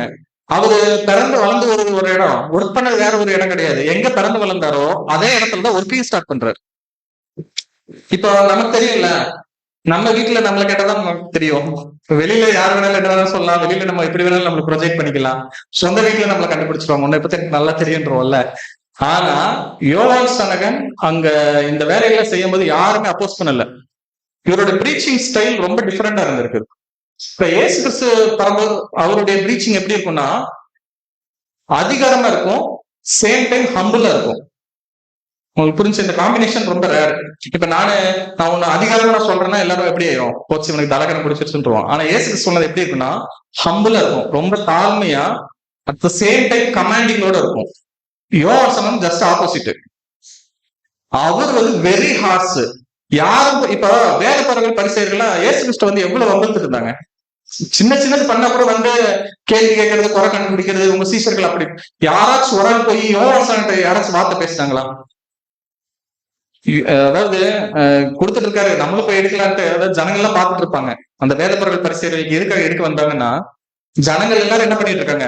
நாங்கெல்லாம் மனம் திரும்புறோம்னு சொல்லி வந்துட்டு இருக்கிறோம், அப்ப இவங்க எல்லாம் மனம் திரும்ப மாட்டாங்களான்னு சொல்லி நினைச்சிருவாங்கன்ட்டு இவர் என்ன பண்றாருமா, சரி நம்மளும் போய் நல்லவங்களா காமிச்சுக்கலான்னு வந்ததுக்கு தான் இம்மீடியட்டா நிப்பாட்டு. வெறிய பம்பு குட்டிகளே தப்பிக்கத்தக்கதாக உங்களை வந்து இதவாக்குனது யாரு, அப்படிலாம் வகை தின்னது யாரு அப்படிலாம் சொல்லி கேட்கறது. நல்லா பார்த்தோம்னா இவரால சுத்தி இருக்கக்கூடிய ஜனங்களுடைய மென்டாலிட்டி, சூழ்நிலைகள் எல்லாத்தையும் அண்டர்ஸ்டாண்ட் பண்ண முடியும். யாருக்கும் பயப்பட மாட்டாரு. ரொம்ப அதிகாரமா, ரொம்ப எப்படின்னா ஆக்ரோஷமா தான் இவருடைய ப்ரீச்சிங் ஸ்டைல இருந்திருக்குது. அதனால யாராலையும் யார டச் பண்ண முடியலன்னா பாருங்களேன், டைரக்டா போய் ஒரு ராஜாவை வந்து அப்போஸ் பண்ணணும், அங்க போய் வந்து நீ பண்ற தப்புங்கிற லெவலுக்கு இவருடைய வைப் அந்த அளவுக்கு பெருசா இருந்திருக்குது. உங்களுக்கு புரிஞ்சா? ஆனா பெரிய நெகட்டிவ் பாயிண்ட் என்ன அப்படின்னா அவருடைய ஊழியத்துல அதிகமா இவரால் என்ன பண்ண முடியல, வெற்றி காண முடியல. மிக சொற்பமானவர்களே பலன் அடைந்தார்கள். அந்த மிக சொற்பமானவர்கள் யாருன்னு பாத்தீங்கன்னா பின்னாடி நாட்கள்ல சீஷர்களை யார்கிட்டயே இருந்திருப்பாங்க, ஏசு கிறிஸ்தையும். ஏசு கிறிஸ்து ஒர்க் பண்ணிட்டு இருக்கும் போதும் சரி, அவர் மறிச்சதுக்கு அப்புறமே அவருடைய சீஷர்கள் மொத்தம் எத்தனை பேர் தான் இருந்தாங்க? 120 பேர் தானே மேல் வீட்டறையில. இவர் 3 வருஷம் ஒர்க் பண்ணியவும். அப்ப யோவான் ஸ்நானன்ட்ட இருந்து வந்தவங்க எத்தனை பேர் இருந்திருப்பாங்க? ரொம்ப ரொம்ப ரொம்ப ரொம்ப கம்மி. ஒர்க்கிங் டைம் அதுவாச்சும் ஒரு 10 வருஷம் வேலை பார்த்திருக்கலாம், இல்ல ஒரு 5 வருஷம் வேலை பார்த்திருக்கலாம். அதுவும் இல்ல, மிஞ்சி போனா ஒரு 3 மாசம் வேலை பார்த்திருக்கிறார். இப்ப இந்த கேள்வி எங்க வருது அப்படின்னா, வெறும் ஒரு 3 மாசம் ஒர்க்கு தான் அவரோட ஒர்க்கு. ஆனா இதுக்கு இந்த 3 மாசத்துக்கு இவருக்கு ப்ரிப்பேர் ஆக வேண்டிய வேலை இருக்குல்ல, எங்க இருந்து பாத்தீங்கன்னா, இவர் பிறந்ததுல இருந்து இவருக்கு எதுக்கு ப்ரிப்பேர் ஆகிட்டே இருக்கணும். நான் சொன்னேன்ல, லைஃப் ஸ்டைல் சேஞ்ச் பண்ணதுல இருந்து, தன்னை தனிமைப்படுத்திக்கிட்டதுல இருந்து, உங்களுக்கு புரிச்சுல, அந்த 3 மாசத்துக்கு தன்னுடைய முழு வாழ்க்கை இவர் என்ன பண்ணியிருக்காரு, ப்ரிப்பேர் பண்ணியிருக்காரு, ஆயத்தமாக்கியிருக்காரு. அந்த ஆயத்தமாக்குற வேலையை செய்யறதுக்கு, இவர் ஆயத்தமாகிறதுக்கு கிட்டத்தட்ட தன்னுடைய வாழ்நாள் முழுவதுமே என்ன பண்ணியிருக்காரு, ஸ்பெண்ட் பண்ணியிருக்காரு. நீங்க யோசிச்சு பாருங்க, நீங்க வந்து ஒரு 3 வருஷம் ஸ்டடி பண்ணுங்க, ஒரு மாசம் மட்டும் என்னோட கம்பெனில வேலை செஞ்சிருங்க அப்படின்னு சொன்னா நம்ம பண்ணுவோமா? 3 வருஷம் கஷ்டப்பட்டு ஸ்டடி பண்ணி ஒரு சர்டிபிகேட் வாங்கிட்டு இந்த கம்பெனில வந்து ஒரு மாசம் மட்டும் நீங்க வேலை செஞ்சுட்டு போயிருங்கன்னு சொன்னோம்னா நம்ம என்ன பண்ணுவோம்? ஒண்ணு கம்பெனியை மாத்திருவோம், இல்லைன்னா அது படிக்க மாட்டோம். அப்படித்தானே? ஆனா யோகாசனம் எப்படின்னா, வாழ்க்கை ஃபுல்லா ஸ்பெண்ட் பண்ணியிருக்காரு. அதிகமான டைம் வேலை பார்த்திருக்காருன்னு இல்ல, ரொம்ப கம்மி பார்த்தோம்னா 3 months தான் வச்சுக்கோங்க. அந்த 3 monthsலயும் பார்த்தோம்னா நிறைய ஆயிரக்கணக்கான பேர் உள்ள வந்தாங்கன்னா அதுவும் இல்ல, ரொம்ப ரொம்ப ரொம்ப ரொம்ப சொற்பமான ஜனங்கள் தான் வந்திருக்கிறாங்க. இப்ப இவருடைய ஊழியம் இங்க நல்லா ஹைஃபையா சூப்பரா இருந்திருக்குதா, இல்ல வந்து ஃபெயிலியர் மாடல் தானே அப்படின்னு பார்த்தோம்னா ஃபெயிலியர் தான். இது இப்படி சொல்றது எனக்கு கொஞ்சம் ஹர்ட்டிங்கா இருக்கு. எப்படி நீங்க இப்படி டெசிஷன் சொல்லலாம் அப்படின்னே நமக்கு கேள்வி வரும். இப்போ மைனட்ட அந்த வழி ஆயத்தப்படுத்த வேலைன்னு ஒண்ணு இருக்குது இல்லையா, அதுக்குள்ள போனோம்னா இவர் எக்ஸாக்டா என்ன வேலை மட்டும் செய்யணும், இவருக்கான டாஸ்க் என்ன மட்டும் அப்படின்னு பாத்தீங்கன்னா, இயேசு கிறிஸ்துனுடைய முதலாம் வருகையில, அவருடைய முதலாம் வருகையில மாம்சத்தில் வந்த இயேசுவை மாம்ச இஸ்ரேலர்களுக்கு எலியாவை போன்று யோவான் அறிமுகப்படுத்தி அவர்களை ஆயத்தமாக்குறது மட்டும்தான். நல்லா யோசிக்கணும், இயேசு கிறிஸ்து வந்து செய்ய வேண்டிய வேலையை இவர் செய்யல. இயேசு கிறிஸ்து வந்து வேலை செய்யறதுக்கு ப்ரிப்பேரிங் ஒர்க் மட்டும்தான் யார் பண்ணணும்னு பாத்தீங்கன்னா எலியா, யோவான் ஸ்நானகன். இன்டைரக்டா பார்த்தோம்னா, சிம்பாலிக்கா பார்த்தோம்னா எலியாவும் வச்சுக்கோங்க, யோவான் வச்சுக்கோங்க. இப்ப எப்படின்னா யோவானா கேரக்டர் வச்சுக்கோங்க, ஆவி எதுன்னு வச்சுக்கோங்க, எலியாவினுடைய ஆவி டாஸ்க் வந்து அதுன்னு வச்சுக்கோங்க. இப்ப மறுபடியும் சொல்றேன், இந்த பாயிண்ட் மட்டும் கொஞ்சம் கன்ஃபியூஷன் பின்னாடி ரிப்பீட் ஆகும்போது, மாம்சத்தில் வந்த இயேசு கிறிஸ்துவ மாம்ச இஸ்ரேலர்களிடத்துல இவர் தான் மேசியான்னு சொல்லி அறிமுகப்படுத்துற வேலையை மட்டும் யார் பண்ணாங்க? யோவான் சொன்னாங்க. இப்ப இயேசு கிறிஸ்து வந்து ஒரு ஒர்க் பண்ணார்ல, அந்த 3 வருஷம் பண்ணார்ல, அந்த ஒர்க்கை யாரும் கொடுக்கல, யோவான் கொடுக்கல. இப்ப இதோட டிஃபரன்சியேஷன் நல்லா யாருக்கு தெரிஞ்சுன்னு பாத்தீங்கன்னா யோவான் சொன்னாங்க. உங்களுக்கு ஈஸியா புரியணும்னா, இப்போ இந்த ஒலிம்பிக்ல ஒரு ரன்னிங் ரேஸ் இருக்குல்ல, ஒரு 100 மீட்டர் ரன்னிங் ரேஸ் இருக்கும்ல. ஒலிம்பிக் எத்தனை வருஷத்துக்கு ஒரு டைம்? 4 வருஷத்துக்கா? 5 வருஷத்துக்கு ஒரு டைம். இப்ப அந்த 100 மீட்டர் ரேஸ்ல ஒரு வீரர்கள்லாம் ஓடுறாங்கல்ல, ஓட்டப்பந்தய வீரர்கள் ஓடுறாங்களா, எவ்வளவு செகண்ட்ஸ் ஓடுவாங்க? இல்ல இப்ப இருக்கிறதுல பெஸ்ட் ரெக்கார்டு பாத்தீங்கன்னா 9 செகண்ட்ஸ். 9 வினாடிகள்ல அவங்க வந்து ஒரு 100 மீட்டர் ஓடிடுவாங்க. அப்ப அவங்களோட தேவையான நேரம் பாத்தீங்கன்னா மேக்சிமம் 10 செகண்ட் இதுதான் ஓட போறாங்க. இதுக்கு இங்க எப்ப போய் ப்ரிப்பேர் ஆவாங்க? அந்த ஓட்டப்பந்தயத்துக்கு 1 மாசத்துக்கு முன்னாடி இருந்து ரெடி ஆவாங்களா? ஆமாவா? அந்த மிச்சம் இருக்கிற 5 வருஷமும் அவங்க ட்ரைனிங் எடுக்கிறதுல இருந்து, டெடிகேட் பண்றதுல இருந்து எல்லாம் எதுக்குன்னு பாத்தீங்கன்னா அந்த ஒரு 10 செகண்ட் ஓடுறதுக்கு தான். இந்த 10 செகண்ட்ல வின் பண்ணணும்னா டெடிகேட்டடா இந்த 5 இயர்ஸ் அவங்க என்ன பண்ணியானோ, அதுல யார் பெஸ்டா ஸ்பெண்ட் பண்ணிருக்காங்களோ அவங்க அங்க என்ன பண்ண முடியும், வின் பண்ண முடியும். சேம் சினாரே நீங்க யாருக்கு எடுத்துக்கலாம்னு யோகா சொன்னாங்க. இவருடைய டாஸ்க் அந்த 3 months தான், இந்த வேலை தான் செய்யணும். அவருடைய வேலையை அவர் 100% செஞ்சு முடிச்சிட்டாரு. இப்ப இவருக்கு டைம் இல்ல, சீக்கிரமா செத்துட்டாரு, நிறைய பேர் வரல, இவருக்கு என்ன டாஸ்க் கொடுக்கல, நீ வந்து ஒரு 10 லட்சம் பேர் உள்ள கூட்டு அப்பா சொல்லி கொடுக்கல டாஸ்க், கரெக்டா? அப்புறம் நீ வந்து ஒரு 5 இயர்ஸ் என்ன பண்ணி ஆகணும், இந்த ஒர்க் பண்ணணும் அப்படிங்கிற விஷயமும் இல்ல. இவ்வளவுதான் டைம் டியூரேஷன், இதுதான் உன்னோட ஒர்க். எக்ஸாக்டா என்ன பண்ணாருன்னா கரெக்ட் டைம் ஸ்டார்ட் பண்ணி கரெக்ட் டைம் என்ன பண்ணாரு, க்ளோஸ் பண்ணாரு. யாரு? யோவான். இப்ப இது எங்க? முதலாம் வருகையில அவருக்கான வேலையை எலியாவின் ஆவி கொண்டு யார் செஞ்சு முடிச்சாங்க? யோவான். இப்ப சப்ஜெக்ட் இங்க இருந்து என்ன ஆகுதுன்னு பார்த்தோம்னா செகண்ட் பார்ட் ஸ்டார்ட் ஆகுது. செகண்ட் பார்ட் இப்ப இவ்வளவு நேரம் பார்த்த வரைக்கும் கேரக்டர் டிகோடிங், என்ன ஒர்க் பண்ணாரு, யார்கிட்ட பண்ணாரு, இதெல்லாம் பார்த்தாச்சு. இப்ப அடுத்து முதலாம் வருகை முடியுதுன்னா சப்ஜெக்ட் அதோட எப்பயுமே க்ளோஸ் ஆகாது. எந்த சப்ஜெக்டுமே எங்க கேரி ஃபார்வர்ட் ஆகும்? ஆண்டவராகிய இயேசு கிறிஸ்துவினுடைய 2ஆம் வருகையில என்னவும் பார்த்தோம்னா சேம் விஷயங்கள் எல்லாமே என்ன ஆகும், கேரி ஃபார்வர்ட் ஆகும். இப்போ முதலாம் வருகையில இவர்தான் மேசியாங்கிறத ஒருத்தர் என்ன பண்ணி ஆக வேண்டியதா இருந்துச்சு, மாம்ச இஸ்ரேலர்கள் சொல்லி ஆகணும். மாம்ச இஸ்ரேலருக்கு என்ன தெரியும், மேசியன் ஒருத்தர் வருவார்கள் நல்லா தெரியும், அதெல்லாம் அவங்களுக்கு கன்ஃபியூஷன் இல்லை. ஆனா யார் மேசியன் தெரியாது. மேசியாவே வந்து மேசியன் சொன்னாலும் என்ன பண்ண மாட்டாங்க, நம்ப மாட்டாங்க.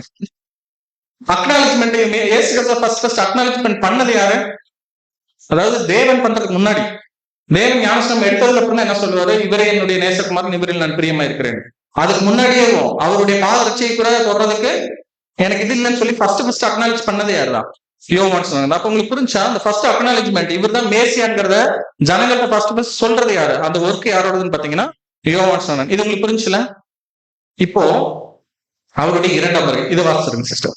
கர்த்தராகிய கிறிஸ்துவை ஆவிக்குரிய இஸ்ரேலர்களுக்கு நிஜமான ஒளிகளை போன்று யோவான் வகுப்பார் அறிமுகப்படுத்தி அவர்களை ஆயத்தமாக்க வேண்டும். ஓகே, இப்போ இதுல நீங்க யாராச்சும் ரெவலேஷன்ல வந்து இந்த யோவான் வகுப்பார் எல்லாம் கேட்டிருந்தீங்கன்னா அதை பத்தி கொஞ்ச நேரம் மறந்துருங்க. அந்த யோவான் வகுப்பார் வேற. அந்த யோவான் யாருன்னு பாத்தீங்கன்னா அப்போஸ்தலன் யோவான், அவருடைய வகுப்பார் சொல்லி ரெவலேஷன்ல ஸ்டடீஸ்ல எடுத்திருப்பாங்க, அதை டோட்டலா மறந்துருங்க. இங்க நான் யோவான் போட்டிருக்கிறது யாரா, யோவான் ஸ்நானகன்.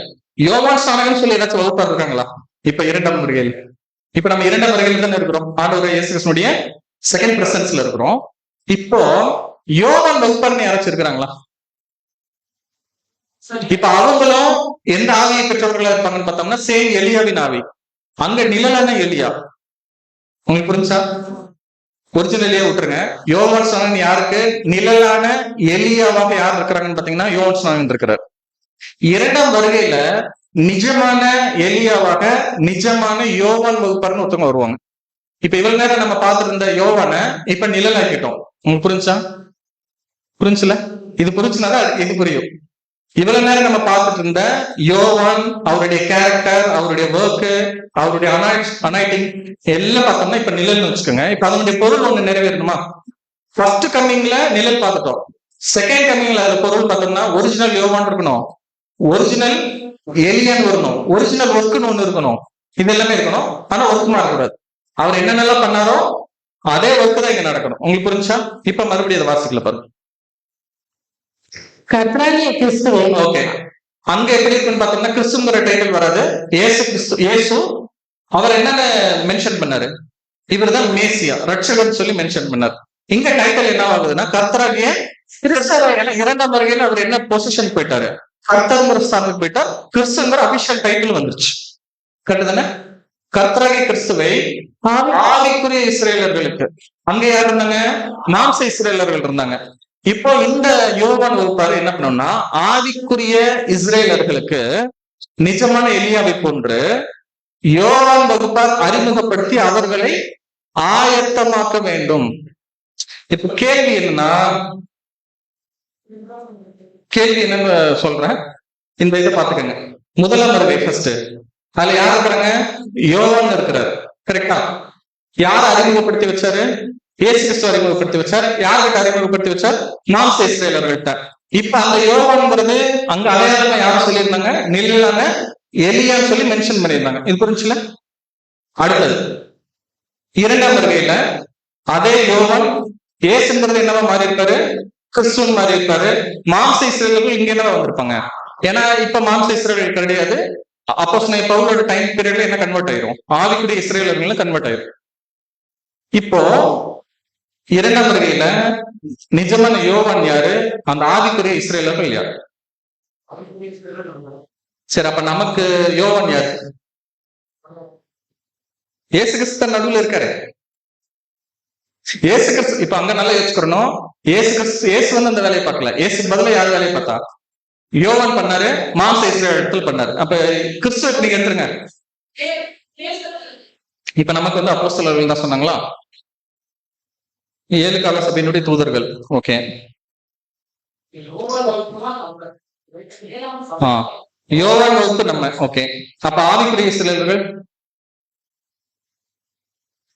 பதில் கிட்டத்தட்ட 50% கரெக்ட். யோவான் வகுப்பு நம்ம, ஆவிக்குரிய இஸ்ரேலர்கள் நம்ம நமக்கே சொல்லிக்கிறோமா, ஆவிக்குரிய இஸ்ரேலர்கள் தான் நம்ம. சரி, யோவான் வகுப்பு, யோவான் யாரு? நம்மள்ட்ட யோவான் மாதிரி எந்த வந்து, சரி நமக்கு மட்டும் சொல்லிடுவீங்க, மத்தவங்களுக்கு எல்லாம் 6 கால சபைக்கு, மத்த 6 கால சபைக்கெல்லாம் எல்லாத்துக்கும் சேர்த்து தானே? அதனால சொன்னேன் ஃபர்ஸ்ட் பாயிண்ட் நல்லா அண்டர்ஸ்டாண்ட் பண்ணலன்னா இதுக்கு ஆன்சர்லாம் கிடைக்கிறது ரொம்ப டஃபா தான் இருக்கும். மொத்த சப்ஜெக்ட் இது மட்டும் தான் டஃபா இருக்கும், அடுத்து திருப்பி ஈஸி ஆயிரும் மறுபடியும் சப்ஜெக்ட். ஓகே, இப்ப இந்த யோவான்ங்கிறது யாருன்னு பாத்தீங்கன்னா நிஜமான எலியா. ஆவிக்குரிய இஸ்ரேல் யாருன்னு பாத்தீங்கன்னா கிறிஸ்தவ மண்டலம். ஓகேவா? இப்ப இந்த யோவானும் நிஜமான எலியாவும் யாரு? இப்ப வந்து யாருன்னு வந்துட்டோம்னா நம்ம தனியா வந்துட்டோம். நம்ம யாரு இல்லைன்னா கிறிஸ்தவ மண்டலம் இல்ல. நல்லா யோசிச்சுக்கோங்க, ஏன் வந்து ஆவிக்குரிய இஸ்ரேல் நம்மள கம்பேர் பண்ணல அப்படின்னு பார்த்தோம்னா, ஆவிக்குரிய இஸ்ரேல்களை எந்த சப்ஜெக்ட் கிறிஸ்தவ மண்டலத்தை கம்பேர் பண்ணுவோமா? நமக்கு லிட்டரலா எப்படின்னா மாம்ச இஸ்ரேல்னா அந்த இஸ்ரேலர்கள், ஆவிக்குரிய இஸ்ரேல் நம்ம எல்லாரும் புறஜாதிகள் தான் ஆவிக்குரிய இஸ்ரேல்னு வச்சிருப்போம். இந்த சப்ஜெக்ட்ல நல்ல மைனூட்டா நோட் பண்ணும்போது அங்க மாம்ச இஸ்ரேலர்கள் அவங்களுக்கு மேசியானா யாருன்னு தெரியாது, ஆனா மேசியா வருவாருன்னு தெரியும். தேவனை ஏற்றுக்கொண்டுதான் இருக்கிறாங்க. சில புறஜாதிகள் கிடையாது, வேற தெய்வங்களை வணங்குறவங்க கிடையாது. அதே மாதிரி இப்ப கிறிஸ்தவ மண்டலத்தை பார்த்தோம்னா கிறிஸ்து யாருன்னு தெரியும். கரெக்டா? கிறிஸ்துவ ஏற்றுக்கொண்டாதானே கிறிஸ்தவ மண்டலம்ங்கிறது தெரியும். ஆனா கிறிஸ்துவ என்னங்கிற கான்செப்ட் தெரியாது. நம்ம கிட்ட கேட்ட கிறிஸ்துவ என்னது? அபிஷேகம் பண்ணப்பட்டவர், அது அவங்களும் சொல்லுவாங்க. கான்செப்டுவலா கிறிஸ்துவ என்னது? கிறிஸ்துவும் சபையும், இயேசுவும் சபையும் சேர்ந்ததுக்கு தான் என்னன்னு பேர் வச்சோம்னா கிறிஸ்துவ, அபிஷேகம் பண்ணப்பட்ட ஒரு முழு கிறிஸ்து அப்படிங்கிறது அங்கதான் வருது. எங்க கிங்டம்ல செகண்ட் பிரசன்ஸ்ல எதுல எடுத்தாலும் கிறிஸ்துங்கிறத வெறும் இயேசு மட்டும் நம்ம எடுக்க மாட்டோம், எல்லா இடத்துலயும் யாரும் இன்க்ளூடட் தான். சபை இப்ப இந்த கான்செப்ட் எங்க இருக்குது, நம்ம எதுக்கு ரெடி ஆகணும், கிங்டம் எதுக்கு வருது, அவங்களுடைய 1000 வருஷம் என்னது, அங்கேயே எதான் எஸ்டாப்ளிஷ் பண்ணாங்க, பரலோக ராஜ்யம் சமீபத்தில் இருக்கிறது. இப்போ நமக்கான வேலை, இப்ப இன்னைக்கு ஈவினிங் நம்ம ஒர்க் பண்றோம்ல, என்ன ஒர்க் பண்றோம், யார்கிட்ட பண்றோம், நீங்க அதை சொல்லிடலாம் ஈஸியா. கிறிஸ்துவ மண்டலம் தான். அவங்க இப்ப போய் கிறிஸ்துவ என்னன்னு எடுக்க போறீங்களா, இயேசு ஒருத்தர் இருந்தார் அளவு எடுக்க போறோம் இல்ல. இப்ப நம்ம வழியை எதுக்கு ஆயத்தப்படுத்துறோம், இந்த பேசிக் சப்ஜெக்ட் எல்லாம் வந்து ஒரு 1 இயர் எடுத்து அவங்களுக்கு எதுக்குள்ள கூட்டு வர்றதுக்கு இந்த இவ்வளவு வேலை பண்றோம். என்ன பார்த்து நம்ம ரெடி பண்றோம், என்ன வழியை ஆயத்தம் பண்றோம் அப்படின்னா அதே பரலோக ராஜ்யத்துக்கு போறதுக்கு தான். ஆனா இப்ப அவங்க என்ன இருக்கிறாங்க, ஆவிக்குரிய இஸ்ரேலர்கள், விச் மீன்ஸ் என்னன்னா கிறிஸ்தவ மண்டலமா இருக்கிறாங்க. அவங்களை என்ன மாத்தணும், இப்போ மாம்ச இஸ்ரேலர்கள் தான் இயேசு கிறிஸ்துவை ஏற்றுக்கொண்டாங்க, கரெக்டா? அதனால மாம்ச இஸ்ரேலர்கள் ஆவிக்குரிய இஸ்ரேலர்கள் பிரிச்சிடாதீங்க இந்த சப்ஜெக்ட்ல மட்டும். அங்க மாம்ச இஸ்ரேலர்கள் தான் மனம் திரும்பி இயேசு கிறிஸ்துவை ஏற்றுக்கொண்டாங்க, மனம் திரும்பினாங்க, எல்லாமே பண்ணாங்க. அதே மாதிரி இங்க ஆவிக்குரிய இஸ்ரேலர்கள்ங்கிறது எல்லாமே தான். இப்போ கிறிஸ்தவ மண்டலம் சொல்றல, அவங்களும் யாருதான், புறஜாதிகள் தானே. அவங்களுக்கு கிறிஸ்தவ இது இஸ்ரேலர்கள் கிடையாது, அவங்களும் யாருதான், புறஜாதிகள் தான். விச் மீன்ஸ் என்னன்னா ஆவிக்குரிய இஸ்ரேலர்கள் டைட்டில் அவங்களுக்கு என்ன ஆகும், பொருந்தும். இப்ப எதை வச்சு டிஃபரன்ஷியேட் பண்றோம்னா யோவான் வகுப்பர் ஒண்ணு சொல்றோம் இல்லையா, அதை வச்சு மட்டும்தான் இந்த சப்ஜெக்ட் அண்டர்ஸ்டாண்ட் பண்ண முடியும். இதுல யோவான் வகுப்பர் யாருன்னு பார்த்தோம்னா டைரக்டா நம்ம தான். இப்போ இதை எப்படி ஈஸியா நம்ம அண்டர்ஸ்டாண்ட் பண்ண முடியும் அப்படின்னா, நம்ம இப்ப என்ன வேலையை பண்ணிட்டு இருக்கிறோம்ங்கிறத நம்ம கரெக்டா அண்டர்ஸ்டாண்ட் பண்ணணும். நம்ம எதுக்கு ஆயத்தமாயிட்டு இருக்கிறோம், எதை ஆயத்தப்படுத்திட்டு இருக்கிறோம், இந்த கான்செப்ட் தெரியாம நம்ம ஊழிய வேலைகள் இருக்குது இல்லையா, அத 100% ஃபுல்ஃபில்லா நம்மளால என்ன பண்ண முடியாது, எஃபிஷியன்டா பண்ண முடியாது.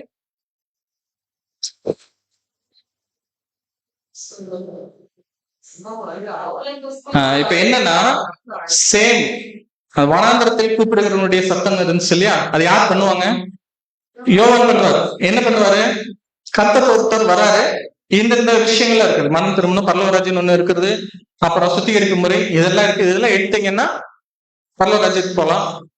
முக்கியமா யாரை ஏத்துக்கணும், மேசியாவாக இயேசு கிறிஸ்துவை ஏற்றுக்கணும், இவர் தான் மேசியா. இந்த ஐடென்டிபிகேஷன் மட்டும்தான். அதுக்கப்புறமா ஒர்க்க பண்ணதுல யாரு, யோவான் ஸ்நானகன் பண்ணல. இந்த கிளாரிட்டி புரிஞ்சுக்கணும். அதுக்கு அடுத்து அந்த ஒர்க்க ஃபுல் பண்ணது யாருன்னு பாத்தீங்கன்னா இயேசு கிறிஸ்து தான் பண்ணார்.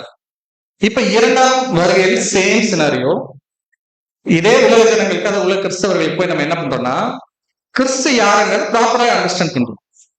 அவங்களை பொறுத்த வரைக்கும் என்னது, கிறிஸ்துனா இயேசு, அவர் வந்து மரிச்சார், உயிர் தெரிந்தார், இப்ப இருக்கிறார். இப்ப என்ன பொசிஷன்ல இருக்கிறாரு, நம்ம எதுக்காக ஓடணும், என்ன எந்த நாலேஜுமே இல்லை. அவங்களுக்கு வெறும் பேர் மட்டும் என்னது, பேர் கிறிஸ்தவர்கள், அவ்வளவுதான். பேரளவுக்கு கிறிஸ்தவ ஏற்றுக்கொண்டவர்கள் மாத்திரம் தான். இப்ப அவர்களை எதுக்கு ஆயத்தப்படுத்துறோம், நம்ம கிறிஸ்தவர்கள் கூப்பிடுறோம், அவங்களுக்கு இவ்வளவு சத்தியம் சொல்றோம், 1 by 1 வச்சு ஃபைனலா கொண்டு போய் நிப்பாட்டுறது எங்க கொண்டு போய் நிப்பாட்டுவோம், கிறிஸ்துடைய சபைகள் மனவாட்டியை மாறுறதுக்கு அவங்களை இப்ப இருக்கக்கூடிய ஒரு அசத்தியத்திலிருந்து வெளியில வர வச்சு ப்ராப்பரான வேயை காமிச்சு, அது இயேசு கிறிஸ்து தான் காமிச்சு, அந்த வழியில் நடக்க வச்சு, ஞான ஸ்நானம் எடுக்க வச்சு அவங்க எதுக்குள்ள லீட் பண்றோம். இதே சர்ச் கிளாஸ்க்குன்னு வச்சுக்கிறோம். இப்ப நமக்கான டாஸ்க் என்னன்னு கேட்டேன்ல, இதுதான் நம்மளுக்கான டாஸ்கா? இப்படி எத்தனை பேரை நம்மளால பண்ண முடியும்?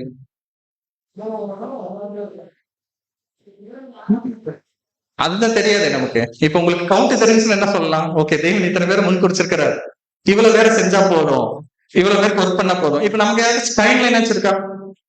நமக்கு யாருக்குமே டைம் லைன் எங்க ஸ்டார்ட் பண்ணோங்கிறதும் யாருக்கும் சொல்லப்படல. ஏதோ ஒரு இடத்துல என்ன இருப்போம், அங்கங்க கிக் ஸ்டார்ட் ஆகிட்டு வந்திருப்போம். எங்க முடியும்னாச்சு நமக்கு தெரியுமா? அதுவும் அண்ணன். எத்தனை நாள் இந்த வேலையை செய்ய போறோம்ங்கிறதும் நமக்கு என்ன தெரியல. எத்தனை பேர் செய்ய போறோம் தெரியுமா? அதுவும் தெரியாது. இப்போ ஒட்டுமொத்த உலகத்தை ஜனத்தை எடுத்துக்கோங்க. அதுல நம்ம சத்தியம் சொல்றோம்ல, நம்ம வர்றதையும் எப்பயுமே வந்து பிராக்டிக்கலா பாக்குறதுக்கு சொல்றேன். இங்க நான் சொல்ல, ஒரு ஓப்பன் மீட்டிங் போடுறோம், கவுண்ட் வந்து இப்ப ரொம்ப இம்பார்ட்டன்ட் ஆயிடுச்சு. நம்ம போட்டோம்னா எத்தனை பேர் வராங்க, அங்க போட்டாங்க பாரு, அங்க போட்டுருக்காங்க 10 பேர் தான் வந்திருக்காங்க, ஒழுங்கா வேலை செய்ய போல அப்படின்னு யோசிச்சோம்னா நமக்கான ஒர்க்கவே கரெக்டா அண்டர்ஸ்டாண்ட் பண்ணலாம்னு அர்த்தம். நம்ம ஒர்க் என்ன, எத்தனை பேருக்கு பண்ண முடியும், இது ரெண்டுமே அண்ணன். எது அண்ணன்னா ஒர்க் என்னன்னு தெரியும், எத்தனை பேர் பண்ண போறோம், எவ்வளவு நாள் பண்ண போறோங்கிறதுலாம் இங்க வந்து அண்ணன். தேவன் நமக்கு என்ன வேலையை கொடுத்திருக்காரோ அந்த வேலையை மட்டும்தான் செய்யணும். விச் மீன்ஸ் என்னன்னா, நம்ம ஆயத்தம் பண்ற வேலையை மட்டும்தான் செய்யறோமே தவிர நம்ம யாரையும் கையை பிடிச்சிட்டு எங்க வரைக்கும் கொண்டு போக முடியாது. கிங்டம்ல கொண்டு போய் நம்ம சேர்க்க முடியாது. அதை யார் பாத்துக்கிடுவா? ஏசு கிறிஸ்து தேவன் பாத்துக்கிடுவாங்க. நம்ம வேலை என்னது? சத்தியத்துக்குள்ள கொண்டு வந்து கூப்பிட்டு வர வரைக்கும் தான் நம்மளுடைய ஒர்க் இருக்கும். ஆனா அவங்களே கடைசி வரைக்கும் நம்ம கொண்டு போய் விடணுமானா, எத்தனை பேர் இது வரைக்கும் வந்திருப்பாங்க, எத்தனை பேர் போயிருப்பாங்க, எத்தனை பேர் இப்ப சர்ச்சாக போறாங்க, எத்தனை பேர் வந்து அந்த வாய்ப்பு இழக்க போறாங்க, எதுவுமே யாருக்குமே என்ன ஆகாது தெரியாது. ஆனாலும் நம்ம இந்த ஒர்க் என்னாயிட்டே இருக்கிறோம், பண்ணிட்டே போறோம். அப்பப்ப நமக்கு வந்து ஒரு சில சோர்வுகள் கண்டிப்பா ஏற்படும். ஏன்? நம்மளுடைய கம்பாரிசன் எப்படி இருக்கும் தெரியுமா? அப்போ நம்ம வந்து இங்க யோகா சொன்ன மாதிரி நம்ம யோசிக்கிறோம் நம்மளோட வேலையை. அதுக்கு பதில் நம்ம எப்படி யோசிக்கிறோம்னா, பேதர் மாதிரி யோசிக்கிறோம். அப்போஸ்தலனாகிய பேதுரு இருக்கிறார்ல, அவர் மாதிரி. அவர் பாருங்க, 2 பிரசங்கம் பண்ணாரா? ஃபர்ஸ்ட் 3000 பேர், செகண்ட்ல 5000 பேர், மொத்தம் 2 பிரசங்கத்துல எத்தனை பேர் வந்துட்டாங்க? உள்ள 8000 பேர் வந்துட்டாங்க. ஆனா யோவான் ஸ்நானகன் அவ்வளோ எஃபர்ட் போட்டிருக்காரு. கம்பேரிட்டிவ்லி பாருங்களேன், பேசி பெருசா எஃபர்ட் போட்ட மாதிரி இல்ல, எதுவுமே இல்லை. ஆனா அவர் பேசின எத்தனை பேர் வராங்க? யோவான் ஸ்நானகனை கம்பேர் பண்ண முடியும். இப்போ இது 2ல ஏதாச்சும் 1 மீட்டர் ரேஸ் 2 பேர் ஏதாச்சும் 1ல இருக்கிறாங்களான்னு இல்ல. 2 பேருக்குமான வேலைகள் வெவ்வேறு. அவங்களுக்கு வேற வேலைகள் செய்யணும், இவங்களுக்கு வேற வேலைகள் செய்யணும். இப்ப அந்த 8000 பேர் கூட்டம் வந்தாரா பேதுரு? 8000 பேருக்கு சர்ச்சை கேட்க முடியுமா? அவர் இல்ல. 8000 பேருக்கு சொல்றதுதான் அவருடைய ஒர்க்கை மட்டும் கரெக்டா அண்டர்ஸ்டாண்ட் பண்ணாங்க. பவுல் சேர்ந்தா எத்தனை பேருக்கு பண்ணோங்கிறது அவருடைய கணக்குல இல்ல. அவருக்கு எவ்வளவு ஒர்க் கொடுத்துருக்காங்க, அதை எவ்வளவு பண்ணிருக்கிறாரு, அந்த ஆயத்த வேலைகளை எவ்வளவு பண்ணாரு, இவ்வளவுதான் அவங்கள்ட்ட இருந்த நாலேஜ். அதை கரெக்டா பண்ணாங்க. பிலிப்பு சப்ஜெக்ட் நான் இங்க எடுத்திருக்கிறேன்னு நினைக்கிறேன். பிலிப்பு நீங்க யோவான் கம்பேர் பண்ண வேண்டாம், பிலிப்பையும் பேதுருவையும் கம்பேர் பண்ணுங்க. பேதுரு 2 இதுல வந்து எத்தனை பேர் வந்தாரு? சரி, ஃபர்ஸ்ட் இதுல மட்டும் எடுத்துக்கலாம். ஒரே ஒரு பிரசங்கத்துல எத்தனை பேர் வந்தாங்கன்னா 3000 பேர் வந்துட்டாங்க. பிலிப்பு அதே மாதிரி ஒரே ஒரு டைம் பிரசங்கம் பண்ணாரு. எத்தனை பேர் வந்தாங்க? பிலிப்பு யாருக்கு ஞாபகம் இருக்குல்ல? அப்போஸ்தலர்ல வச்சிருக்கிறோம்ல, கந்தாய மந்திரி எத்தனை பேர் போய் சொன்னாரு? ஒரே ஒருத்தருக்கு தான் சொன்னாரு. ஆனா ஒருத்தருக்கு சொல்லி ஒருத்தர் பிராக்டிஸ் மெடிக்கவும் வச்சுட்டாரு. இப்போ வேலை ஒண்ணுதான் 2 பேருக்கும்.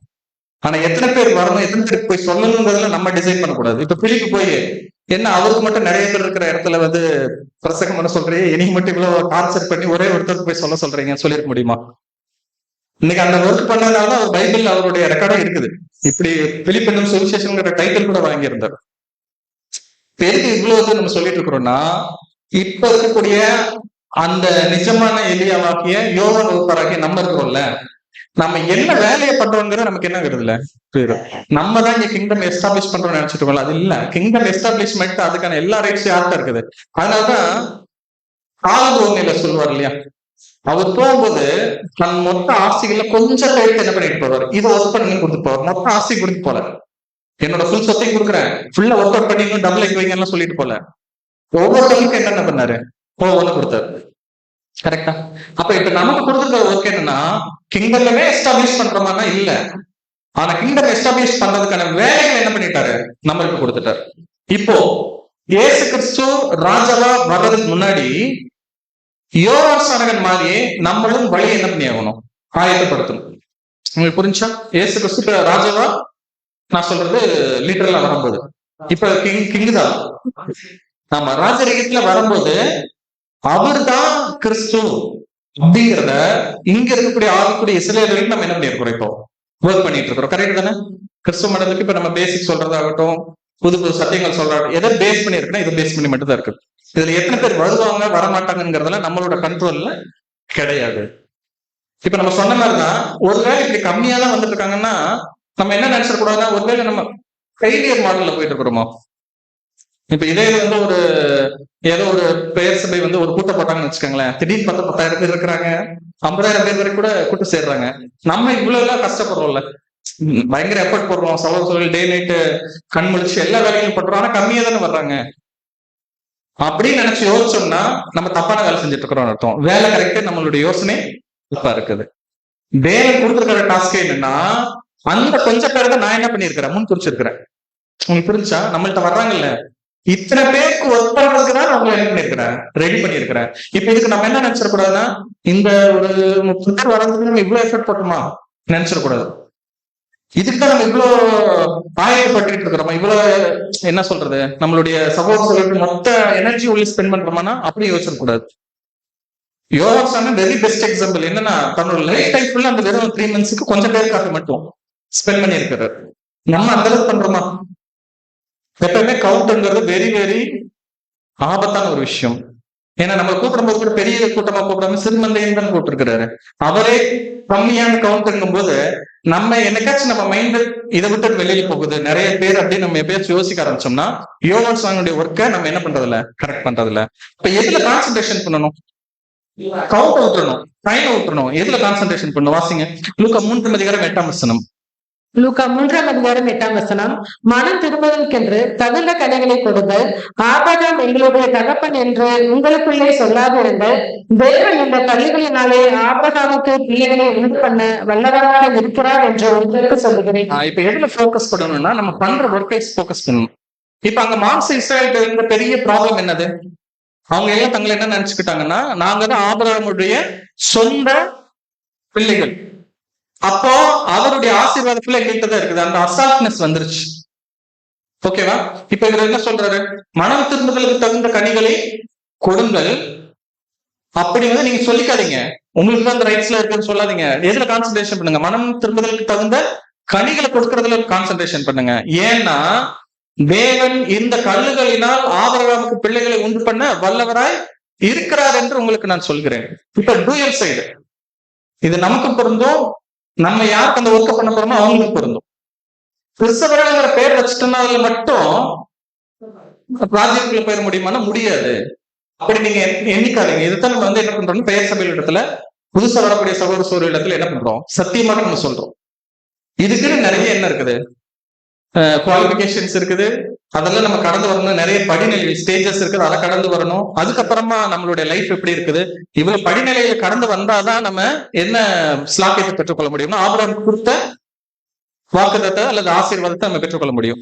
இது இல்லாம இப்ப நமக்கு இதை யோசிச்சோம்னு வச்சுக்கோங்களேன், லிட்டரலா யோசிச்சோம்னா, நம்ம தான் சத்தியத்தை பெற்றுக்கொண்டவர்கள், நம்ம ஞானஸ்தானம் எடுத்துட்டோம்ல, நம்ம தான் உண்மையான சத்தியத்துல இருக்கிறோம். இப்ப இதுல நம்மள பாக்கியவான்கள் நம்ம நினைச்சோம்னா எக்ஸாக்டா யார மாதிரி யோசிக்க ஆரம்பிச்சிருவோம்னா அந்த மாம்ச இஸ்ரேலர்கள் மாதிரி.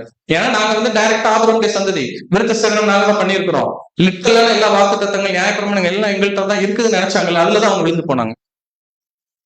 இப்ப நமக்கு வரும்போது ஒருவேளை நம்ம அப்படி யோசிக்கிறோம்னு வச்சுக்கிறோம், ட்ரூத்ல நம்ம தான் ட்ரூத்ல இருக்கிறோம். மத்த ஜனங்களுக்கு கம்பேர் பண்ணும்போது தேவன் எங்களை மட்டும் தான் சூஸ் பண்ணியிருக்காரு, எங்களுக்கு மட்டும் தான் புத்திர சுவீகாரம் கொடுத்திருக்கிறாரு, நாங்க தான் ஞானஸ்தானம் எடுத்திருக்கிறோம், எங்களுக்கு தான் சத்தியம் எல்லாம் தெரியும். இந்த தாற்பயங்கள் ஏதாச்சும் மைண்டுகளை போச்சுனாலும் சிம்பிளா என்ன சொல்லிட்டாருன்னா, அந்த கல்லுகளை கூட அவர் என்ன பண்ணிடுவாரு, மாத்துறதுக்கு வல்லவர். யாரு?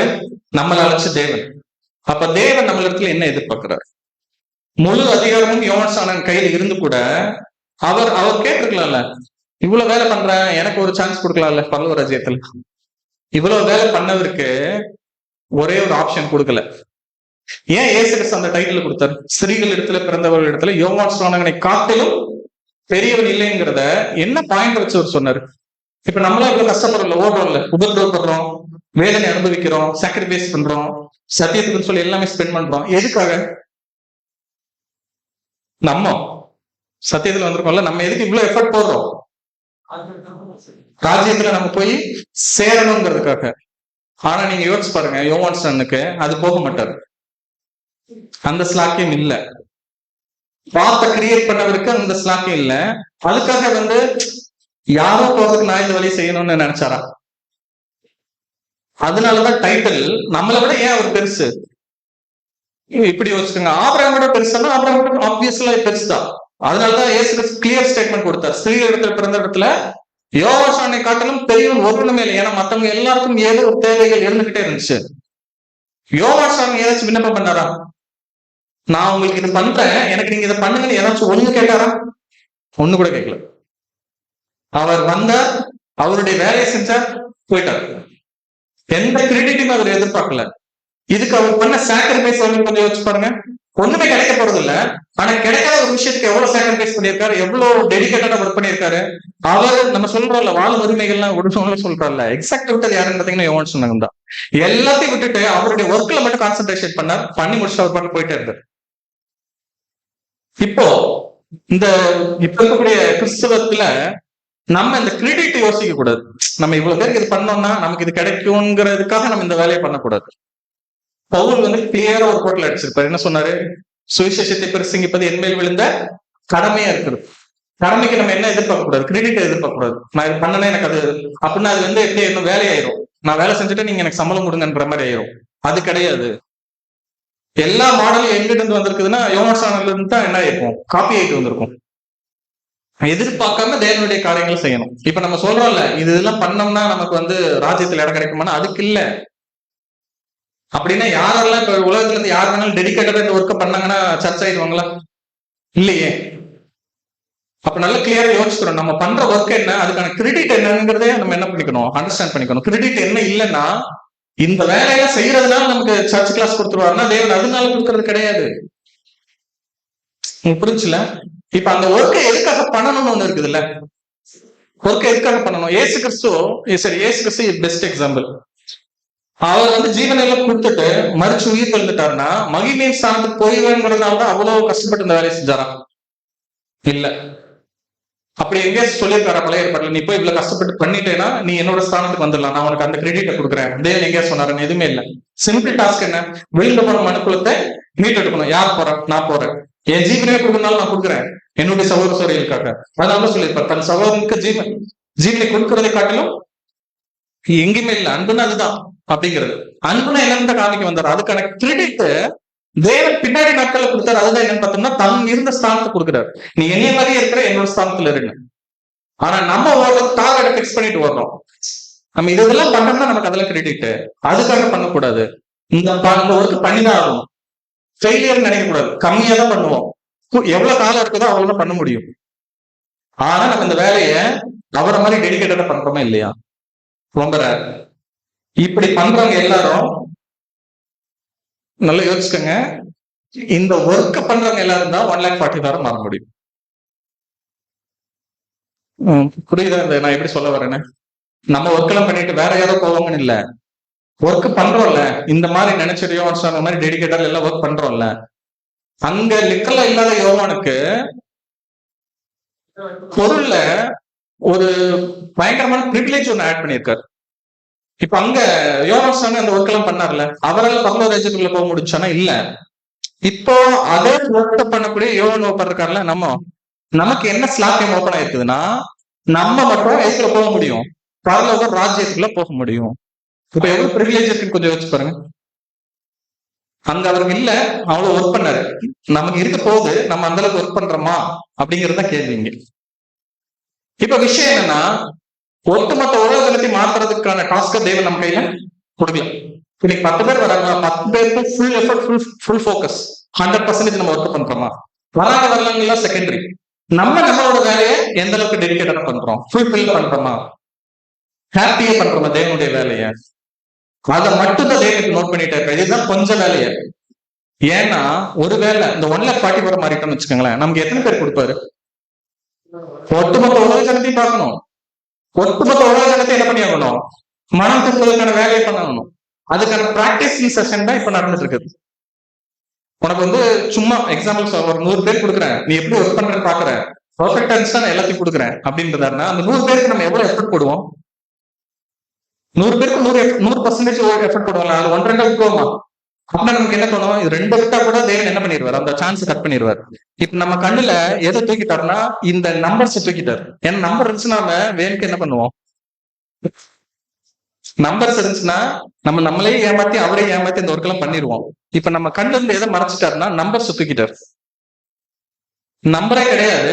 இப்ப உங்கள்ட்ட எவ்வளவு பேர் இருக்கிறாங்க, எவ்வளவு பேருக்கு நீங்க ஒர்க் பண்றீங்க? ஒருவேளை பேர் மாதிரி ஹையராகவும் கொடுக்கலாம், பிலிப்பு மாதிரி ஒன்னே ஒண்ணு கூட என்ன பண்ணலாம், நம்ம கையில கொடுக்கலாம். 2 கேட்டகரியும் டெடிகேட்டடா ஒர்க் பண்ணாங்க. புரிஞ்சுல? பேரும் பர்ஃபெக்டா ஒர்க் பண்ணியிருக்காரு, பிலிப்பும் பர்ஃபெக்டா ஒர்க் பண்ணியிருக்காரு. நம்ம மிடில் இருக்கிறோம் வச்சுக்கோங்க, அந்த அன்னோன் நம்பர்னு வச்சுக்கோங்களேன். இந்த பர்ஃபெக்ட்னஸ் நம்மள்ட்ட இருக்குதா? சேம் ஒர்க்க பண்றோமா? அப்படின்னா நல்லா யோசிக்கணும். நம்ம யாரையும் ஃபுல்ஃபில் பண்ணி 100% ஆக்கி சர்ச் கிளாஸ் மாற்ற முடியாது. ஏன்னா ஈவன் தான் நம்மள என்ன இருக்கிறோம், அந்த ஓட்டத்துலதான் ஓடிட்டு இருக்கோம். இப்ப மத்தவங்க எல்லாம் நம்ம எப்படி கான்சென்ட்ரேஷன் பண்ணிக்கலாம், அவங்களுக்குன்னா அவங்களுக்கு தேவன் என்ன பண்ணிருக்காரு, அதுக்கான ஒரு கால பகுதிகளை வச்சிருக்காரு.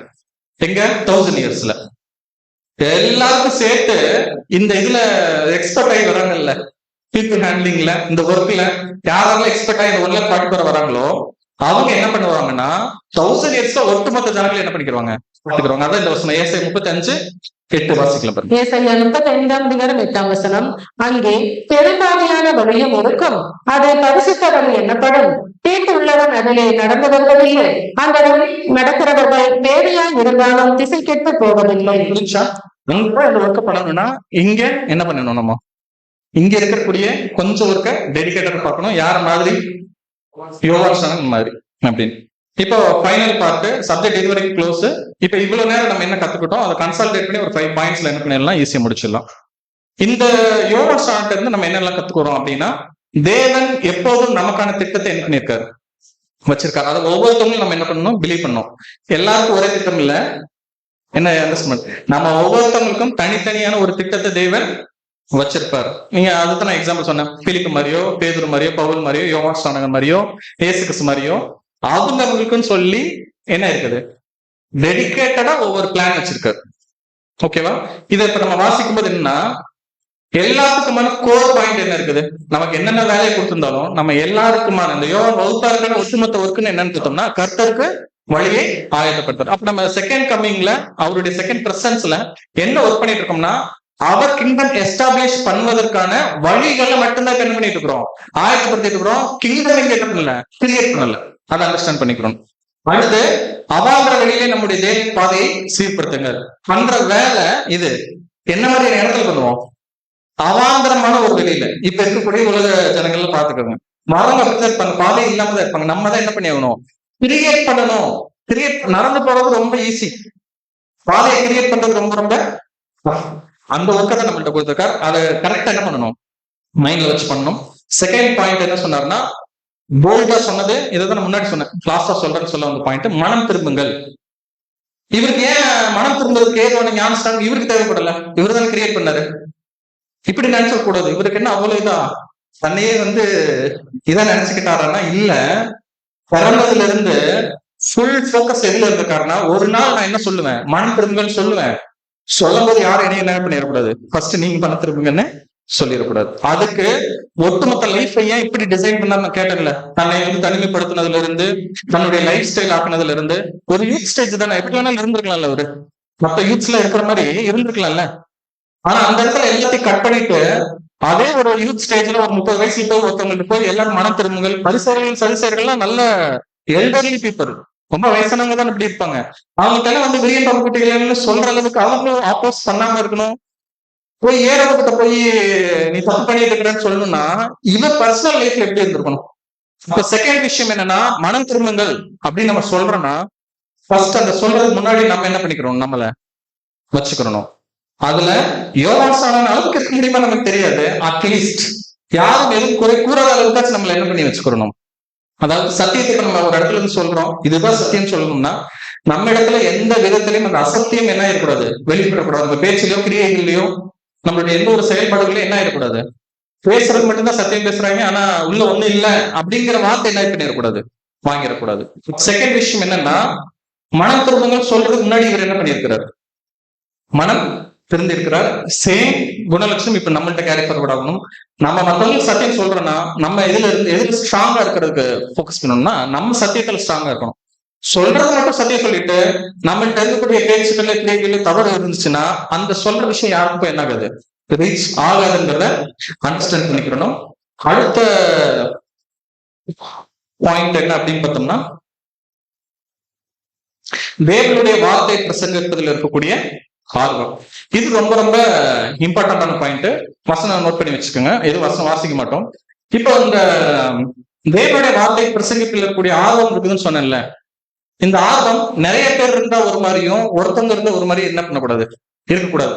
செகண்ட் விஷயம், கால சூழ்நிலைகள், நமக்கு தகுந்த என்ன சொல்றது சமயம், இதெல்லாம் பார்த்துட்டு தான் அந்த ஒர்க்கை பண்ணுவேன்னு என்ன பண்ண முடியாது, நம்ம சொல்லக்கூடாது. எனி டைம் ப்ரிப்பேர்டா இருக்கணும் அப்படிங்கறது இந்த ஒரு விஷயம்.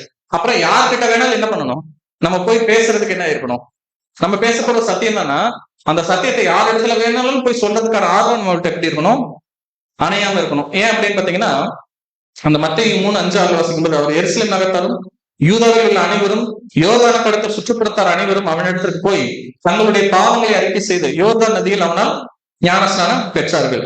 இப்ப யாராவது திட்டிட்டு இருந்தா நமக்கு போறதுக்கு தோணுமா? அங்க போன ஒருத்தர் திட்டிக்கிட்டே இருப்பாரு, போன வேணாம் தானே தோணும். ஆனா இங்க அப்படி இல்ல, சுத்தி நிறைய பேர் என்ன இருக்கிறாங்க வந்திருக்கு. இந்த நிறைய பேருங்கிறத என்ன நினைச்சக்கூடாது, நான் சப்ஜெக்ட்ல சொன்ன கொஞ்சம் சொற்ப ஜனங்கள் நினைச்சிடக்கூடாது. ஒட்டுமொத்த யூசர்கள்ல இவர்கிட்ட வந்து எப்படி இருக்குன்னு பாத்தீங்கன்னா 0.1% இருக்கலாம். இங்க வந்தது என்ன இருக்கு, அந்த சிட்டிக்குள்ள அந்த இடத்துல வந்தவங்க நிறைய பேருங்கிற மாதிரி காமிச்சிருக்கிறாங்க. இப்ப விஷயம் என்ன அப்படின்னு பார்த்தோம்னா, இவர் எந்த அளவுக்கு இன்ட்ரெஸ்டடா இருந்திருக்காரோ அந்த அளவுக்கு அவுட்புட் இருந்திருக்கும். திட்டுனாருன்னா திட்டிட்டே இருந்தா மட்டும் யாரும் என்ன வந்திருக்க மாட்டாங்க. இப்ப நான் சொன்ன 2 பாயிண்ட்ஸ் அதுல கவர் ஆகணும். ஒண்ணு, ஏன் மனம் திரும்பணும். செகண்ட் விஷயம், பரலோகராஜ்யம்னா என்ன, பரலோகராஜ்யம்ங்கிறது என்னன்னு இவர் எவ்வளவு டெப்தா சொல்லியிருக்காரோ அப்பதான் அவங்களுக்கு இன்ட்ரெஸ்ட் ஆயிருக்கும். ஓகே, நம்ம மனம் திரும்பி எங்க போகலாம், பரலோகராஜ்யத்துக்கு போகலாங்கிற டெசிஷனை இப்ப எடுத்திருப்பாங்க. உங்களுக்கு புரிஞ்சா? அப்ப இந்த சத்தியத்தை கொண்டு செல்வதில் நம்மள்ட்ட எவ்வளவு ஆர்வம் இருக்கணும், நம்மள்ட்ட இருக்க இன்ட்ரெஸ்ட் தான் அப்படியே கேரக்டர் ஆகும். இப்ப ஒண்ணு இல்ல, நான் ஏன் நடக்கிறதுனால சொல்றேன், ஈவினிங் சப்ஜெக்ட்கே இருக்குன்னு வச்சுக்கோங்களேன். நம்ம எல்லார்ட்டையும் எந்த அளவுக்கு இன்ட்ரெஸ்டா எந்த அளவுக்கு ஹாப்பியா இதை வந்து கொடுக்குறோமோ வர்றவங்க அதை தான் ரிசீவ் பண்ணுவாங்க. நம்ம ஒரு மாதிரி சோகமா இதுதாங்க அப்படின்னு நம்ம சொன்னோம்னா வர்றவங்க என்ன ரிசீவ் பண்ணுவாங்க, ஓகே இப்படித்தான் போல என்னமோ அப்படின்னு ரிசீவ் பண்ணுவாங்க. அப்படி இருக்கக்கூடாது. முதல்ல இந்த சத்தியத்தில் நமக்கு வந்து எப்படி இருக்கணும், அந்த ஹாப்பினஸ் நம்மள்ட்ட இருக்கணும், பார்க்க தெரியணும், அந்த ஆர்வம் நம்மள்ட்ட இருக்கணும். இது இவ்வளவு அருமையான ஒரு விஷயம், இது உங்களுக்கு கொடுக்கணுங்கிற ஆர்வம் அவங்க அந்த பல்ஸ் முடிச்சுட்டாங்கன்னா என்ன பண்ணிடுவாங்க, மிஸ் பண்ணவே மாட்டாங்க. இதே நம்ம வேற மாதிரி ஒரு ப்ரொஜெக்ட் பண்றோம்னா அது அப்படியே போய் சேரும். இப்ப ஃபர்ஸ்ட் நம்மள்ட்ட எப்படி இருக்குங்கிறது என்ன பண்ணுவாங்க, அனலைஸ் பண்ணிட்டே இருப்பாங்க. அந்த பவுல் சொல்லுவார் பாருங்க, 2 தீமோத்தேயு 4:2 மட்டும் வாசிக்கலாம். 2 தீமோத்தேயு 4:2 சமயம் வாய்க்காலும் வாய்க்காவிட்டாலும் கவனமாக திருவசனத்தை பிரசங்கம் பண்ணு, எல்லா நீடிய சாந்தத்தோடும் உபதேசத்தோடும் தவறின்றி எடுத்துரைத்து கணிந்து கொண்டு புத்தி சொல்லு. சிம்பிள் இதுதான். நமக்கான விஷயம் என்னன்னு, சமயம் வாய்த்தாலும் வாய்க்கா விட்டாலும், சமயம் வாய்க்குச்சுன்னா பிரச்சனை கிடையாது, எல்லாருமே ப்ரிப்பேர்டு தான். ஏன் இன்னைக்கு சமயம் வச்சுட்டேன், இன்னைக்கு இப்ப இங்க ஒரு மீட்டிங் நடக்க போகுது, நான் இந்த சப்ஜெக்ட் பேச போறேன், இவ்வளவு நேரம் பேச போறேன், எல்லாம் எனக்கு எப்படி இருப்பேன், ப்ரிப்பேர்டா இருப்பேன். கரெக்டா? அதுக்கு நான் வந்து ஒரு வாரத்துக்கு முன்னாடியே வந்து டிரான்ஸ்போர்ட்ல இருந்து எல்லா விஷயமும் நான் என்ன பண்ணிருப்பேன், செட் பண்ணிருப்பேன். திடீர்னு சமயம் வாய்க்காத ஒரு சூழ்நிலையில நம்ம போய் சத்தியத்தை சொல்லணும். திடீர்னு இன்னைக்கு இப்ப வெளியில கீழே இறங்கி போயிட்டு இருக்கோம், யாரோ ஒருத்தவங்க கூட வர்றாங்க, டிராவல் ஆறாங்க, அவங்க வந்து ஒரு கிறிஸ்டியனா இருக்கிறாங்கன்னு வச்சுக்கோங்களேன். இம்மீடியட்டா நம்மளால சத்தியத்தை சொல்றதுக்கு ரெடியா இருக்கிறோமா? அப்ப போய் எனக்கு வந்து பிபிடி வேணும், நோட்ஸ் வேணும், இல்ல பைபிள் எனக்கு இருந்துச்சுன்னா தான் நான் இதை எடுத்து பார்த்துலாம் சொல்லுவேன், இருக்காது. எவ்வளவு நேரம் பேச போறோம் தெரியாது. அவங்களுக்கு 1 மணி நேரம் டைம் இருக்குமா, இல்ல 1 நிமிஷம் டைம் இருக்குமான்னு தெரியாது. 1 நிமிஷம் இருந்தாலும் 1 மணி நேரம் இருந்தாலும் நம்ம சத்தியத்தை கொண்டு செல்றதுக்கான கெப்பாசிட்டி நம்மள்ட்ட இருக்கும். எவ்வளவு விஷயம் கவர் ஆகுது. இதுக்கு எல்லாத்துக்கும் என்ன இருக்குன்னு பாத்தீங்கன்னா இன்ட்ரெஸ்ட். இந்த இன்ட்ரெஸ்ட் பாத்தீங்கன்னு வச்சுக்கோங்களேன், இப்ப நம்ம ஒவ்வொருத்தரும் ஒவ்வொரு வேலையில இருப்போம்ல, ஒரு சிலர் படிச்சுட்டு இருக்கலாம், ஒரு சிலர் வேலையா இருக்கலாம். இப்ப நம்ம ஒரு பிசினஸ் பண்றோம், இல்ல நம்ம ஒரு வேலையில இருக்கிறோம், அது சம்பந்தப்பட்ட கேள்விகள் நம்மள்ட்ட எப்ப வேணாலும் எந்த டைம் வேணாலும் யார் கால் பண்ணாலும் என்ன பண்ணிடுவோம், நம்ம ஒரு கொட்டேஷன் கொடுக்கறதுல இருந்து, ஒரு ப்ராடக்ட் டெலிவரி பண்றதுல இருந்து, இல்ல நம்ம ஒரு இடத்துல ஒர்க் பண்ணிட்டு இருந்தோம்னா அந்த ஒர்க் இப்ப என்ன ஸ்டேட்டஸ்ல ப்ராசஸ்ல இருக்குது, ஃபிங்கர் டிப்ல வச்சிருப்போமா. இப்ப இருங்க ஒரு நிமிஷம், அதை நான் ஒரு 5 நிமிஷத்துல பார்த்து சொல்றேன்னா சொல்லுவோம். எப்ப என்ன கேட்டாலும் நமக்கு என்ன இருக்குது, அந்த நாலேஜ் இருந்துட்டே இருக்குதுல்ல. எப்படி அது வருது? இப்ப திடீர்னு இப்ப யாரையும் இப்ப நான் எழுப்பி ஒரு நரக சப்ஜெக்ட் நீங்க கொஞ்சம் சொல்லுங்க, ஒரு 1/4 மணி நேரத்துல ஃபுல்லா சொல்லி முடிச்சிருங்கன்னா இமீடியட்டா எத்தனை பேர் ரெடியா இருக்கும்? அப்ப எங்க மிஸ் ஆகுது? அங்க ஏதோ ஒரு தேவைகள் இருக்கிறதுனால நம்ம அப்டேட்லயே வச்சுட்டு இருக்கோம். அதெல்லாம் பண்ணிட்டு இருந்தா தான் நமக்கு நாளைக்கு வருமானம் வரும், காசு வரும். அது இன்ட்ரெஸ்ட். ஆனா இன்ட்ரெஸ்ட் இல்லாத ஒரு விஷயத்துல கூட ஃபிங்கர் டிப்ல வைக்க முடியுது. ஆனா இதுல அவ்வளவு இன்ட்ரெஸ்ட் இருக்கு நம்ம எல்லா இடத்துலயும். ஆனா அந்த அளவுக்கு நம்ம வச்சிருக்கோமா? அப்ப இதுதான் என்னன்னு பாத்தீங்கன்னா சத்தியத்தை எடுத்து சொல்வதில் இருக்கக்கூடிய ஆர்வம். அதுவும் யாருக்கு இருந்துச்சுன்னு பாத்தீங்கன்னா யோவான் ஸ்நானகன்ட்ட. யாரா இருந்தாலும் பிரச்சனை கிடையாது, நான் சொல்லணும்னா சொல்லிட்டு போயிட்டே இருப்பேன். அவ்வளவு டெடிகேட்டடா இருந்தாரு. அடுத்து பாத்தீங்கன்னா 4 விஷயம், எப்பொழுதும் கர்த்தருக்கு முதலிடம். இப்போ 2 சினாரியோ இருக்குது. 2 பேருமே ஈக்குவல் ஸ்டேஜ்ல இருக்காங்க. யாருன்னு பாத்தீங்கன்னா யோவான் ஸ்நானகன், இயேசு கிறிஸ்து. அது ஃபர்ஸ்டே ஒர்க் பண்ணது யாருன்னு பாத்தீங்கன்னா யோவான் ஸ்நானகன் பண்ணிட்டாரு. ஃபர்ஸ்டே ஃபாலோவர்ஸ் யாருக்கு வந்துட்டாங்க? யோவான் ஸ்நானகன் பண்ணிட்டாங்க. சீஷர்கள் இருக்கிறாங்கல்ல, இயேசு கிறிஸ்துல இருக்கக்கூடிய பிரைம் சீஷர்கள் யார் தெரிந்தவங்க தான்? யோவான் ஸ்நானகன். யோவான் ஸ்நானகனை தங்களுடைய ஆசிரியராக கருதி எல்லாருமே என்ன பண்ணிட்டு இருக்காங்க? அவ்வளவு ஃபாலோ பண்ணிட்டு போயிட்டு இருக்காங்க. இப்ப நம்ம சொன்னோம்ல, எருசலேம் சுத்தி இருக்கக்கூடிய ஜனங்கள் எல்லாருக்கும் இப்ப ஃபெமிலியர் பர்சன் யாரு? யோவான் ஸ்நானகன். இப்ப இந்த ஃபேம்னு ஒண்ணு இருக்குல்ல, புகழ், இதெல்லாம் கிடைக்க ஆரம்பிச்சிருச்சு அவருக்கு. திடீர்னு ஒருத்தர் வருவார், இயேசு கிறிஸ்துவோட என்ட்ரி. அவர் வரும்போது இவர் என்ன அக்னாலேஜ் பண்ணாரு? எல்லாரும் இருப்பாங்கல்லங்க, இருந்துட்டு இருக்கும்போது இவர் என்ன இப்போ சொன்னாரு? அங்க ஒருத்தர் வர்றாரு இல்லையா, அவருடைய பாதரட்சன் வாரை அழுக்கிறதுக்கு கூட தொடர்றது கூட எனக்கு என்ன இல்ல, தகுதி இல்லை அப்படின்னு அவ்வளவு ஃபேம்ல இருக்கக்கூடிய ஒரு பர்சன் இன்னொருத்தருக்கு சொல்றாரு. இது என்ன மாதிரியான மனநிலைன்னு கொஞ்சம் யோசிச்சு பாருங்களேன். அது ஏன் யோகாசனுக்கு இவ்வளவு டீடைல் ஸ்டடி இருக்கணும்னா, எப்படின்னு நமக்கு ரொம்ப ஆச்சரியமா இருக்கு. எதுவுமே அவருக்கு கிடைக்கல, இல்ல ஒண்ணு கூட கிடைக்கல அவருக்கு. ஆனா அவ்வளவு விஷயம் அவர்கிட்ட ஸ்டஃபாய் கிடந்திருக்குது. அவ்வளவு டெலிகேட்டா பார்த்திருக்காரு. எதையுமே அவர் எதிர்பார்க்கலங்கும் போது ஒரு மனுஷனால எப்படி இப்படி பண்ணிருக்க முடியும்? அதுக்குதான் கிரெடிட் வாங்கினாரு இயேசு கிறிஸ்து கிட்ட. இவரை பீட் பண்றதுக்கு இன்னொருத்தவங்க யாருமே இல்ல. நம்ம பிறந்ததுலயே யோவான் ஸ்நானகன் இருக்கிறதுலே டாப் மோஸ்ட் பர்சன். அவர் சர்டிபிகேட் பண்ணணும்னா எவ்வளவு குவாலிட்டிஸ் இருந்திருக்கணும். இப்ப நான் பாக்கிறதுல சின்ன சின்னது நீங்க இன்னும் போய் மெடிடேட் பண்ணீங்கன்னா யோவான் ஸ்நானகன் நிறைய விஷயங்கள் கிராஸ் பண்ண முடியும். ஷார்ப் பண்ணி சொல்லிட்டு இருக்கிறேன், அங்கங்க பிக்ஸ் மாதிரி எடுத்து சொல்லிட்டு இருக்கிறேன். டீட்டெயிலா நம்ம படிச்சோம்னா யோவான் ஸ்நானகன் ரொம்ப பெரிய கேரக்டரா இருக்கிறார். இந்த இடத்துல எப்போதும் கர்த்தருக்கு முதலிடம். இப்ப அந்த இடத்துல வசனத்துல பாத்தீங்கன்னா யோவான் 3ஆம் அதிகாரம் 26 அவர்கள் யோவான் இடத்துல யோவான் சொல்லிக்கிறாங்க, ரபி உம்மோட கூட யோர்தானுக்கு அக்கறையில் ஒருவர் இருந்தாரே, அவரை குறித்து நீரும் சாட்சி கொடுத்தீரே, இதோ அவர் ஞான ஸ்நானம் கொடுக்கிறார், எல்லாரும் அவரிடத்தில் போகிறார்கள். இப்போ இவருடைய சீஷர்கள் போய் நீங்க தானே இதெல்லாம் கிரியேட் பண்ணீங்க, ஞானஸ்நானம் நீங்க தான் கொடுத்துட்டு இருந்தீங்க, எனக்கு திடீர்னு ஒருத்தர் வந்தார்ல, அவர் உங்கள்கிட்ட ஞானஸ்நானம் எடுத்து போய் இப்ப அவர் என்ன பண்ணிட்டு இருக்காரு, அவரு போய் கொடுத்துட்டு இருக்காருன்னு சொல்லி கம்ப்ளைண்ட். அதுக்கு அவர் என்ன சொல்றாரு பாருங்க, வாசிக்கலாம் பாருங்க. யோவான் 3ஆம் அதிகாரம் வசனம் 29 மற்றும் 30.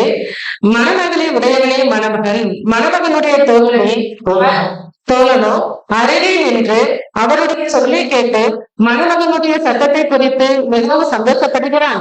இந்த சந்தோஷம் இப்பொழுது எனக்கு சம்பூர்ணமானது, அவர் பெருகவும் நான் சிறுகவும் என்றான். Simple statement. கல்யாணம் நடக்குதுன்னா உங்க ஹீரோ யார் தான்? மணமகன் தான். ஏன்னா மணமகள் அவருடையதுதான்.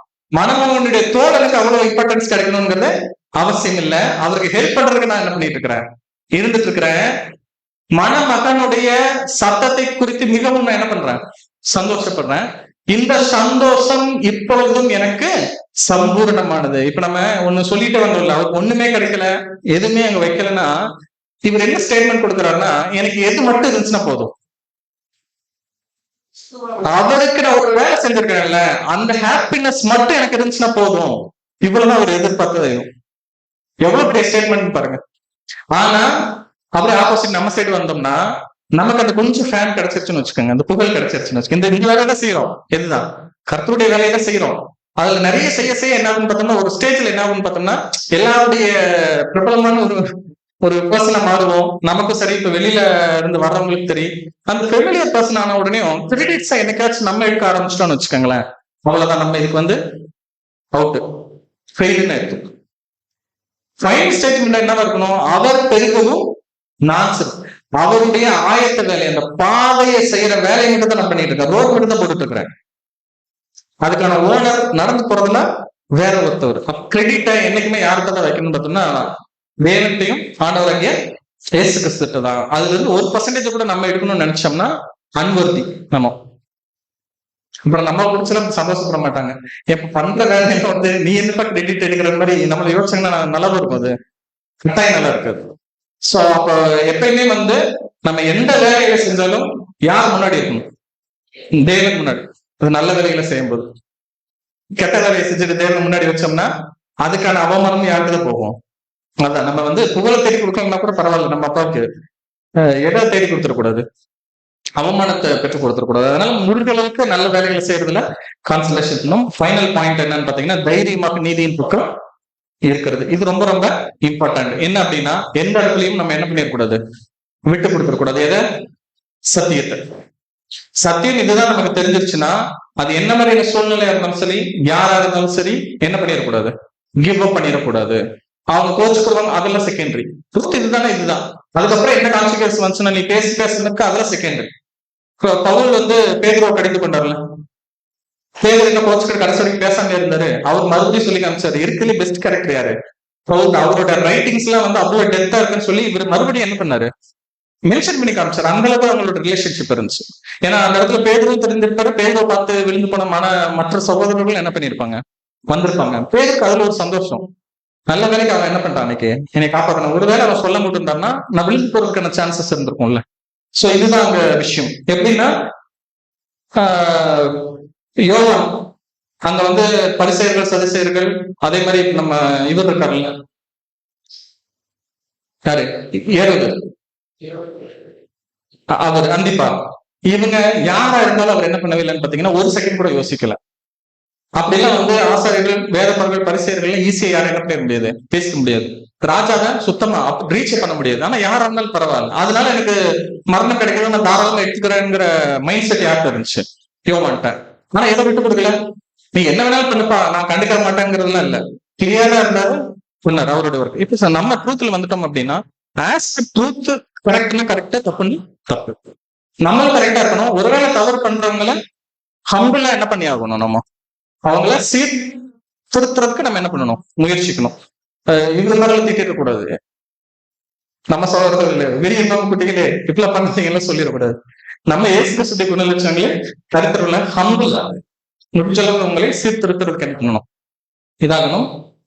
6வது பாயிண்ட் இருக்குது, என்னன்னா பிறனுக்கு உதாரணமாக வாழ வேண்டும்.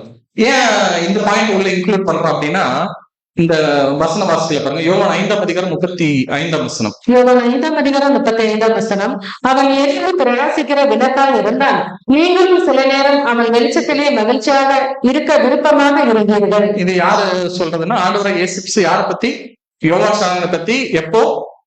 யோவான் ஸ்நானகன் மரணிச்சதுக்கு அப்புறமா ஃபைனல் ஸ்டேட்மெண்ட் என்ன சொன்னார்னா அவன் எரிந்து பிரகாசிக்கிற விளக்க. அவரு செத்தாருன்னு சொல்லி இந்த நியூஸ் வந்த உடனே இயேசு கிறிஸ்து சொல்லக்கூடிய ஒரு காரியம், அவன் எரிந்து பிரகாசிக்கிற விளக்காய் இருந்தால் நீங்களும் சில நேரம் அவன் வெளிச்சத்திலே மகிழ்ச்சியாக இருக்க விருப்பமாக இருந்தீர்கள்.